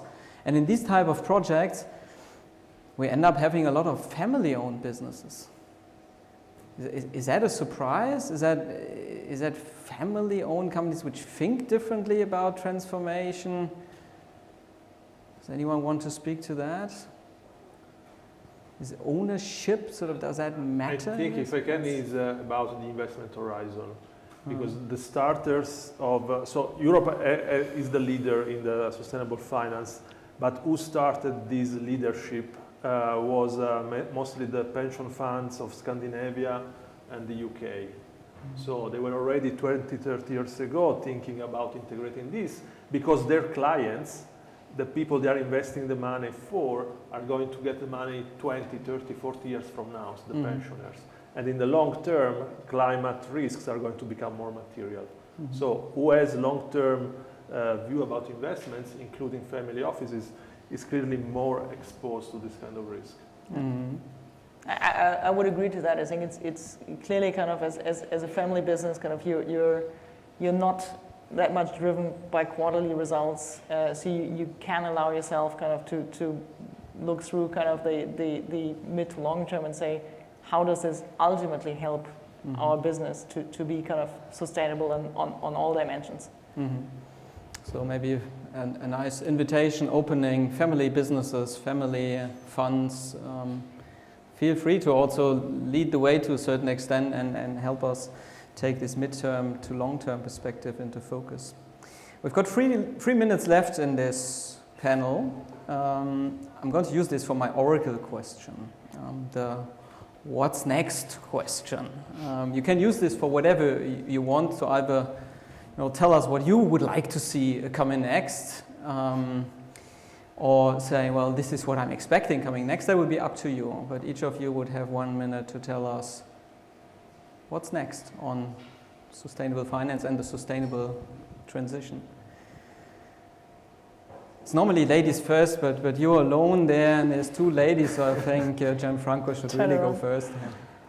Well, we discussed already in other meetings that I think there is a sort of silent revolution going on in the sustainability, and this is about the fact that institutions that do not need to get electoral votes, central banks, are seriously looking into the issue, and they are pushing the financial system through the banks to integrate the measurement of the exposure to climate risk or sustainability in the lending policies to companies, so not just the big companies, but also the SME. And that is going, I think, is going to have really an overwhelming effect. Is a turning point in the economic and financial history for Europe first, but then for the rest of the planet. Amazing. I recall also your term, the silent revolution, because it starts in a finance system which might not be noticed by firms at large, more by people who are close to it, and suddenly it's there. It is probably if there are SME people in our looking at us, they don't know that maybe in the next 2-3 years they need to report to the bank is lending loans to them, what is their sustainability footprint. Wonderful. Leonie, what's next? Well, I would like to address the issue of education. We talked about academics, universities, but especially for the construction industry, we know that there's a shortage of skilled workers, and they are needed for the transformation process, and it could be a showstopper, really. So I'm really hoping that we get some kind of recognition of that shortage and that missing piece, so that there are strategies for motivating young people to go into these jobs, and because they are also great chances, interesting jobs, and maybe schools should start with it to address these issues and these chances. That's what I would like to see. Thanks very much. I think Francois PT from Pre-Construction is also agreeing to this very much. However, it's also interesting to see that many new companies in the building sector, they're simply hiring from elsewhere. They're hiring people from automobile, they're hiring people from tech companies, because they realize if the revolution in the building sector is coming, it's probably coming through technology. So what's next for you, Stephanie? I would clearly say ESG investing is there to stay, and I expect we'll see some market corrections. I think at the moment there are some valuations that are crazy because everyone is going for the same assets. We only address the topic of greenwashing kind of on the sidelines, but it's clearly also kind of that we need more capability building, we need more transparency. So I think overall it's a space kind of where we'll see a lot of professionalization. I totally agree to the aspect of education. I think it's education amongst investors, but it's also more capability building in the whole kind of advisory community. But clearly, I think there's only one direction, and when you look at just private equity, we've over the last 5 years seen about 30% growth year on year in ESG-related funds. And I said there's still a lot of room to grow. We're still below about 10% of the total funds out there. And I said I think it will professionalize and it will accelerate. And already those funds, the 10%, they have already a hard time actually spending that money, right, which they collected. Very interesting thoughts. Also, big shout out to entrepreneurs, which are able to build SEG value through venturing. It was a lovely panel for me. I've got a lot to take home, not only to my students, but also to the firms we talked to. Please join me in thanking my panel. It was a fantastic job. Thank you very much.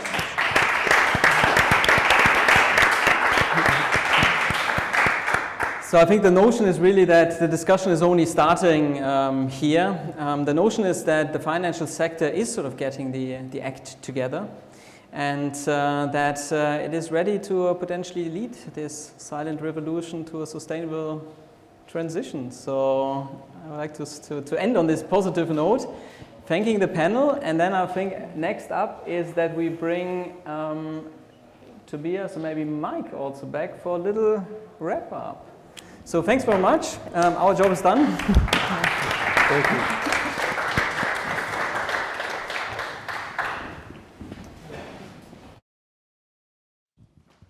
I hope this is working. Can I get a sign? Is it working?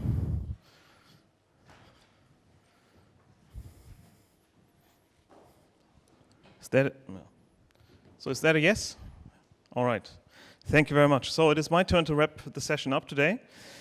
First of all, thank you very much to our speakers who were here in person today, and also the ones which were not here but were joining us from remote, somewhere in the world. And of course, this goes also to our audience. Thank you very much for tuning in, being quite active in the chat today. It's always good to see that and somehow connect to the audience. Obviously, the interaction is limited, but it's good to see that anyway. So now I took some notes during the sessions today. Some things which I take away, I learned today, and probably there will be more afterwards when I think about it more, but these are the notes which I took. So in session 1, actually I learned something which was truly new to me, which was the fact that about 1 kilogram plastic is in every ton of organic waste, which was quite shocking to me. I didn't know that before, so this is something which I now have to think about a bit, what it actually means. Obviously nothing good, but that was interesting to hear. And the overall picture, or the overall feeling I got, is that it seems to me that the industry actually understands that it does too little at this moment.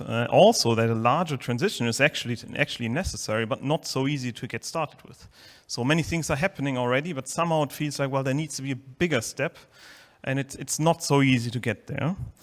To turn it around in a positive takeaway, so the challenge is recognized, obviously. Companies are working on it, and efforts are on the way, but we need to get more serious about it. So that was session 1. Session 2, I found a very interesting discussion about these two extreme scenarios, green economy and post-growth. I like very much to hear more about this concept, Stefan, which you put out there, or not concept, the 3 concepts actually, efficiency, consistency, sufficiency, to learn a little more about that. And the result from the little poll was actually also quite interesting. So the larger part of our audience actually thinks, well, what we need is post-growth economy. What we actually expect is the green economy. So again, I have to think about it, what it actually means. And I see Stefan nodding here. so this needs some thinking, I think. And then there were 2 things which were said, which also stuck to me, which is one is that the new system is not the problem, but the way there. So the actual change towards the new system is the problem. And also a quote, which I think was, how cool would it be to make a business out of undoing what we've done so far? Which I think that's the notion that we need to get somewhere. In session 3, found it interesting, this logic of, well, the good, the bad, and the ugly from green finance, or from finance in general, which also clearly shows that more work is needed there. And again, this poll was interesting to see that it seems to be there's quite a positive, although biased, I'm very sure of that. Not only think it is, I'm very sure of it. But it's encouraging to see that. Now, what is my overall takeaway? For me, I think the very fact that we had the summit here today, that we had these great speakers here, we had quite some people online and also registering beforehand, shows to me that there is obviously an interest. People want to see what is happening, want to see what can be changed in the future. So this is something which is a very positive takeaway for me. At the same time, it's also quite obvious that more needs to be done, much more needs to be done, and it will be challenging.